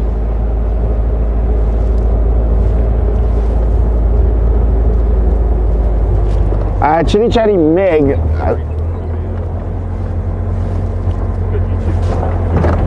Is it YouTube? So we're not live? Oh, we are live. YouTube is giving issues.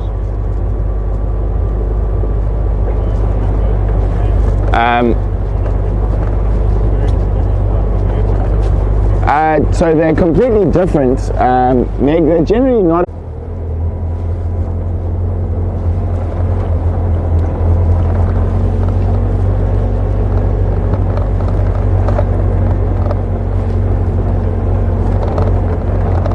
Let's have a quick look on the back side of the hyena den. Nothing on the front side.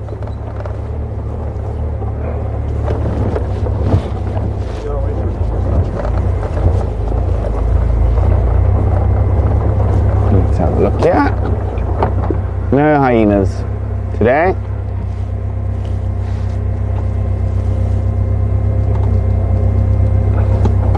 Yes, brother Dylan.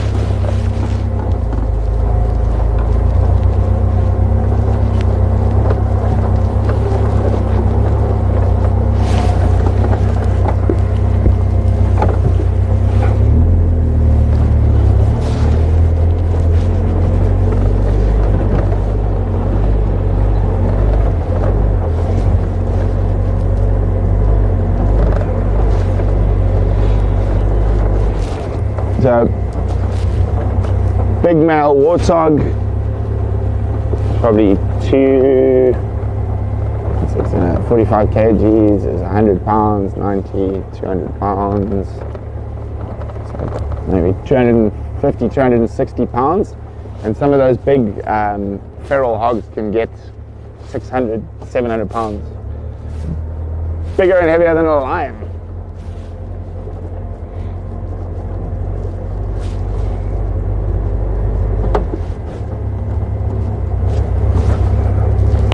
So Canadian, I just heard it's an issue from YouTube side, which is one of the reasons we're working very hard with some developers to get our own player. There's a lot of things we can control. YouTube ain't one of them.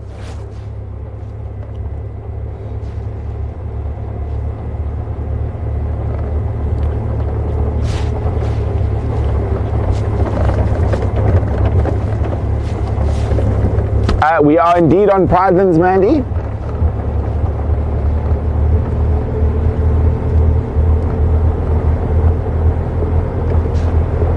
Actually surprised we haven't seen any elephants. We've covered quite a bit of ground looking for the wild dogs this morning.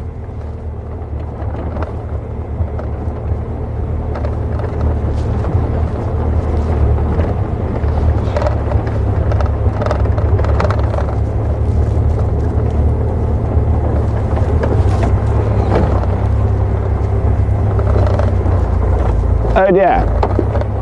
I don't think we'll be going down this road, Matthew. Has it? Yeah. Jeez, I haven't been south for a long time.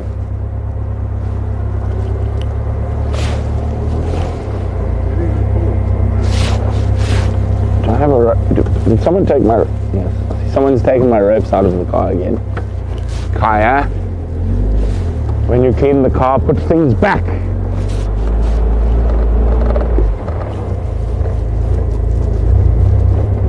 You guys, is the picture back or is it still just my audio? Alright.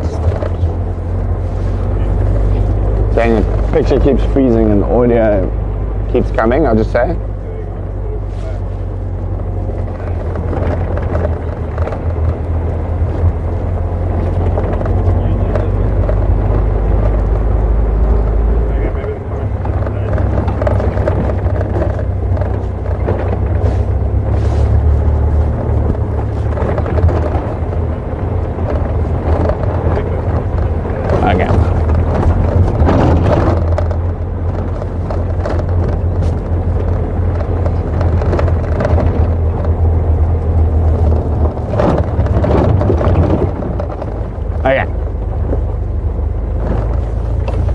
Let's take a gamble, head back north quickly.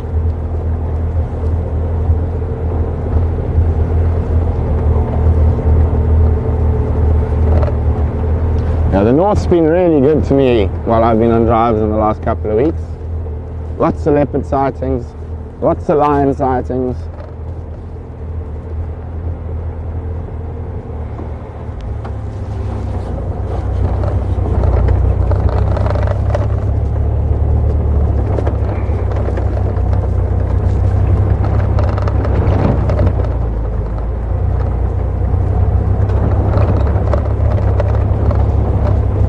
Pixie Pan's been unfortunately keeping her cubs to the north of us at the moment. But they've been away for a while. And the dogs have been away for a while, and I'm pretty sure it's because of the amount of lions that have been hanging about on Pridelands in the last 2 weeks. I think for one day we had over 20 lions on Pridelands. 2 different prides and male.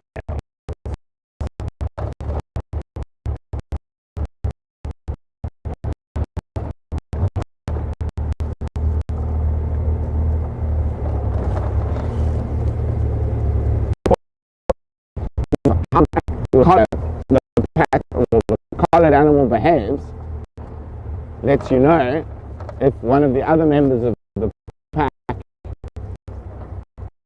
is carrying a snare or stuck in a snare.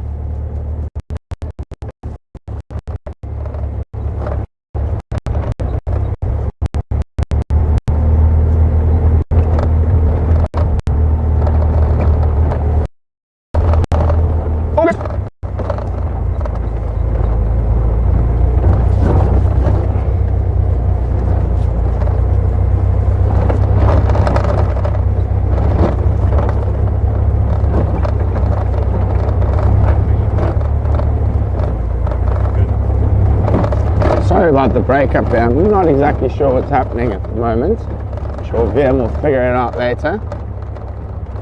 Get it fixed before this afternoon's pack members only safari.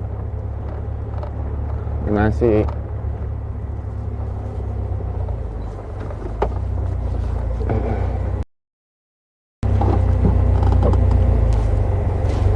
just hyena tracks.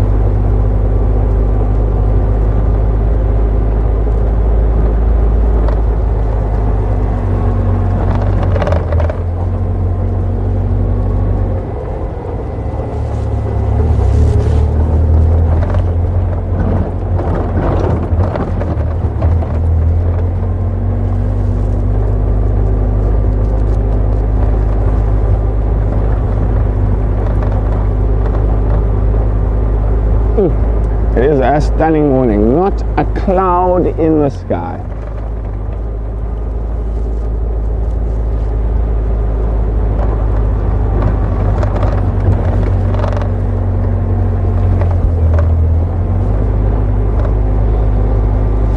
Well, I wonder if the late rain is over now. I thought it's been over about 3 times and I've been wrong every single time.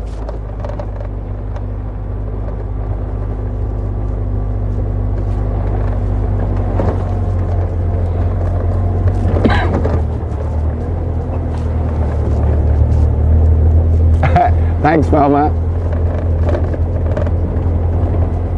Tlalamba's territory is very far from here, 70, 80 kilometers away from here.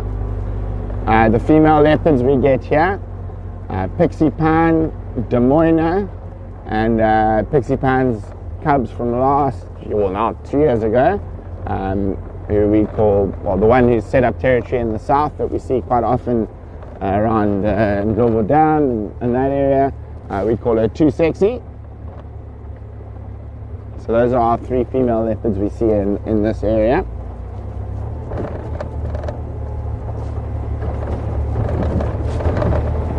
Now, only Tristan falls out of vehicles, not me.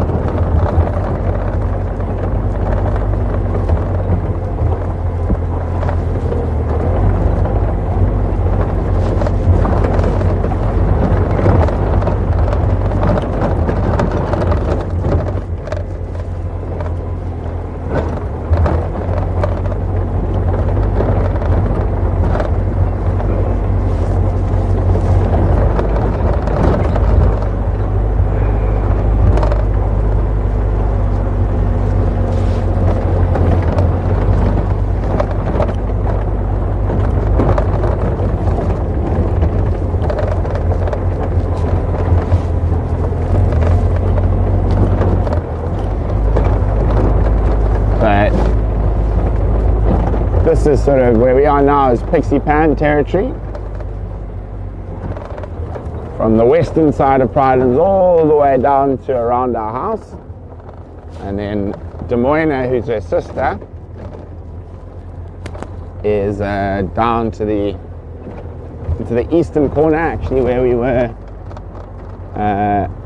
earlier this morning. That's Des Moines' territory. And then we were for a little bit in Two Sexies territory as well.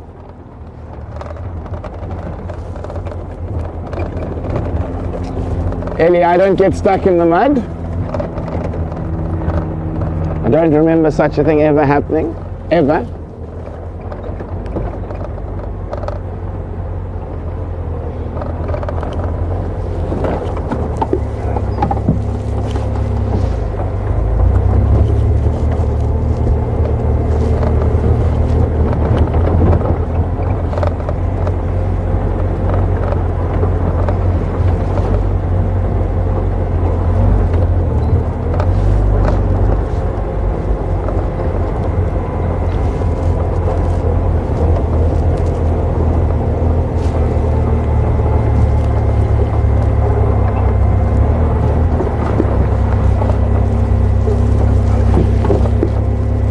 Lots of hyena tracks, no doggies.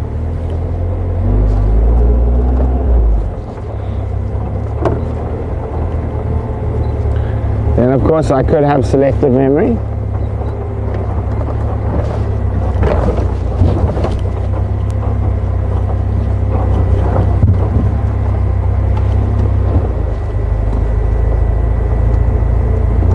Left it down.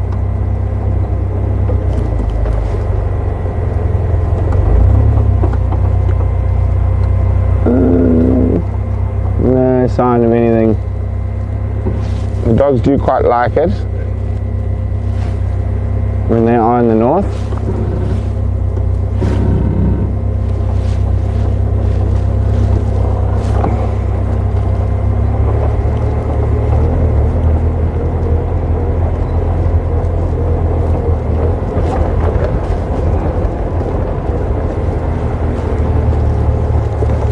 Karo, yeah, indeed, we are heading into winter.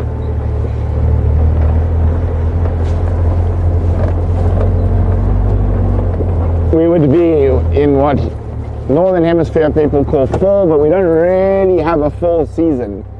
Oh, and this year, with all the weird rain and whatnot, it's been a bit different. Oh yeah, no one's driven this road yet. Excited.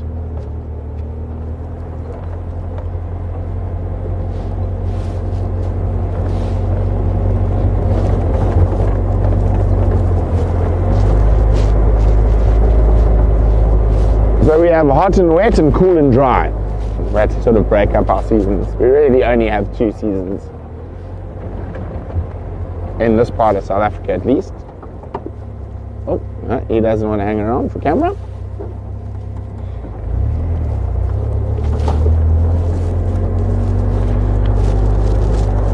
Oh, you come to that time in the morning. Oh, filthy.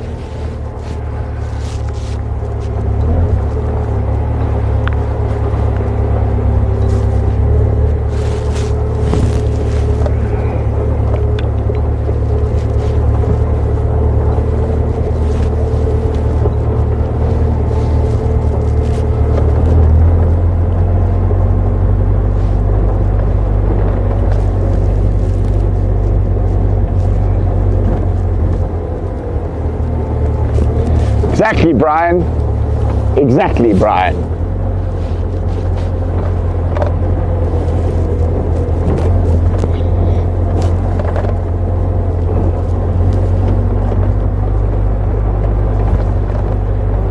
Well, the one place everyone else liked to get stuck was in Kenya. But I think Ralph got stuck the worst out of anyone for most times. Or Taylor, I'm not sure actually.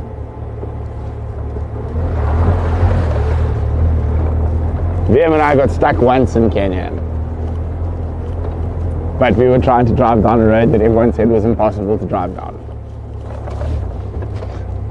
We were bored. And we got out. and carried on down the impossible road. Scott Dyson was too scared to drive down that road.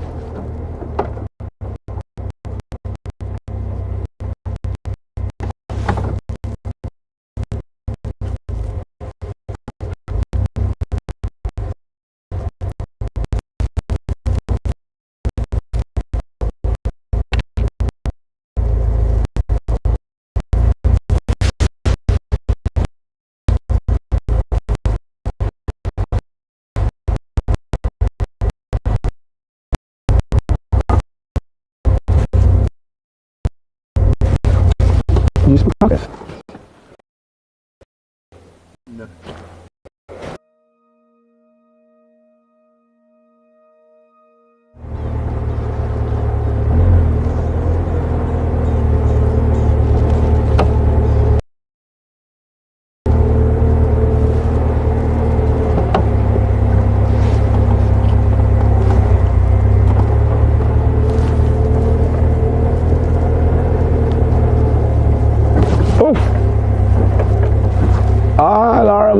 I've seen lots of beautiful bluebirds. It could be a starling, it could be a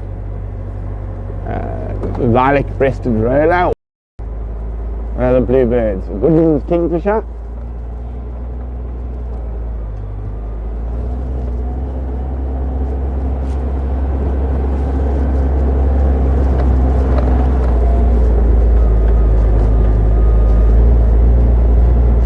Well, that doesn't sound too bad. I can deal with hot, hotter and less hot. Not a big fan of being too cold.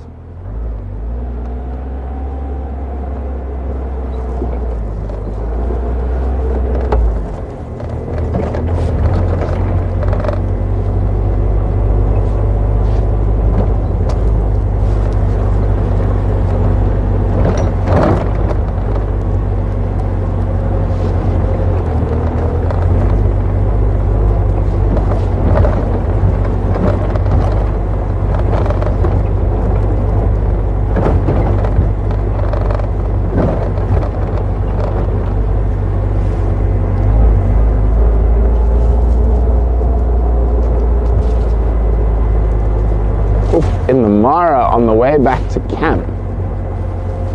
Vivid blue.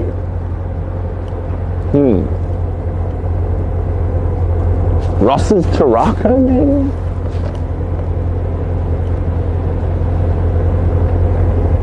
Or African blue flycatcher. That's more like a pale blue though. They are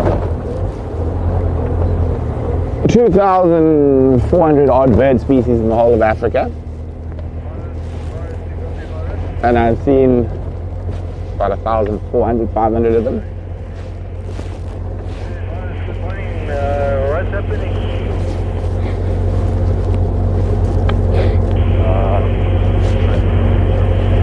Anything.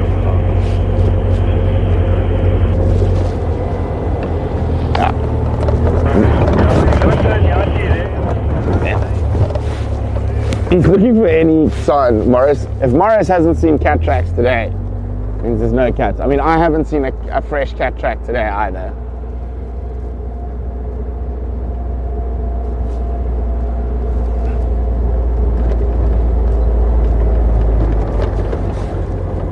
There we go, here we go. It was the flycatcher, the African blue flycatcher.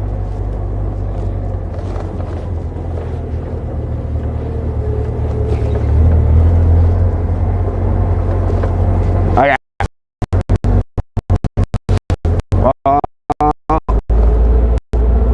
Let's head back to where we started a few hours ago on Impala Plains. See if there's been any changes there.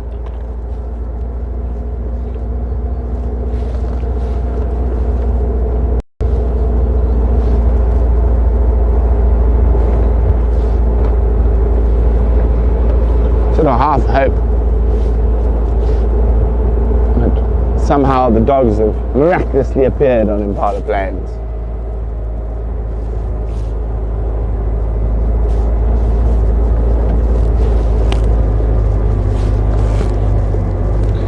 Exactly, Janine. It's very good that the dogs, the fact that we haven't seen, and we've covered big distance today, we haven't seen any sign of lions in particular.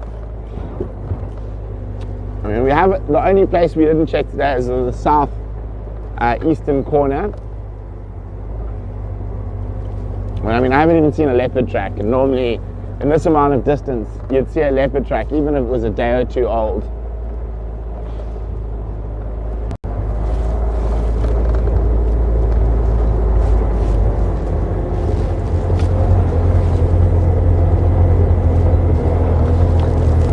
Negative, Liz. Lilac-breasted rollers are permanent residents.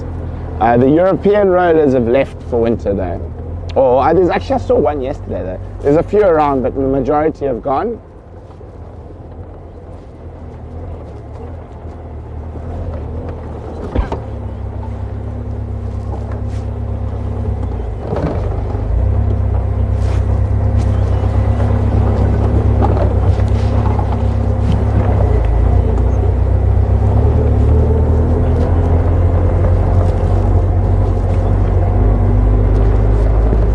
African blue flycatcher is an incredibly beautiful bird.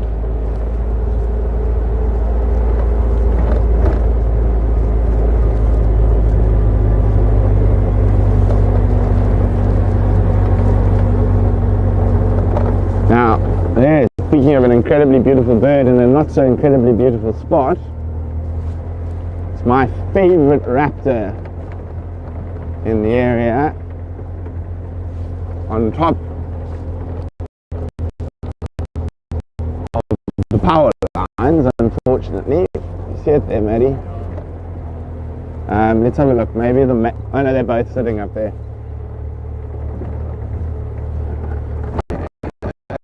Both sitting up there.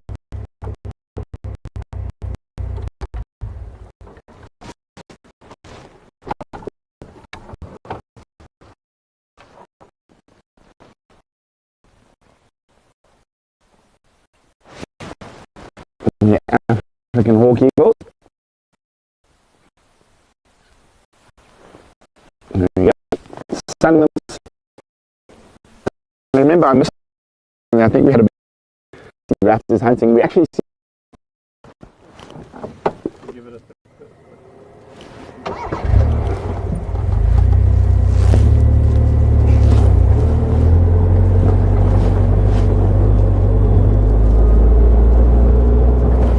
I don't know what's up the signal later on this morning. I mean, it's perfect earlier, but we'll figure it out.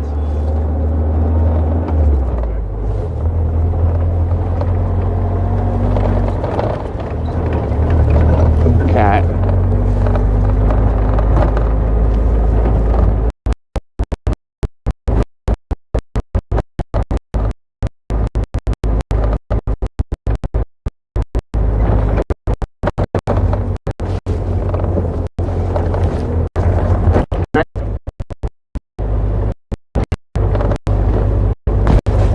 Is warming up quite quickly.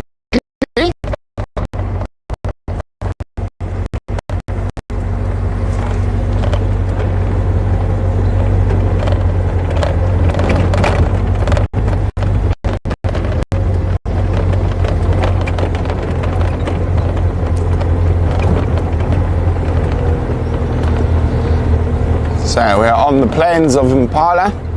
There are some impala and some zebra.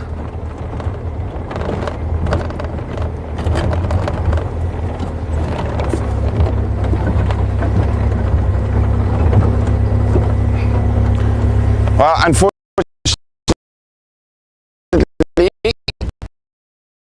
no sign of the dogs this morning.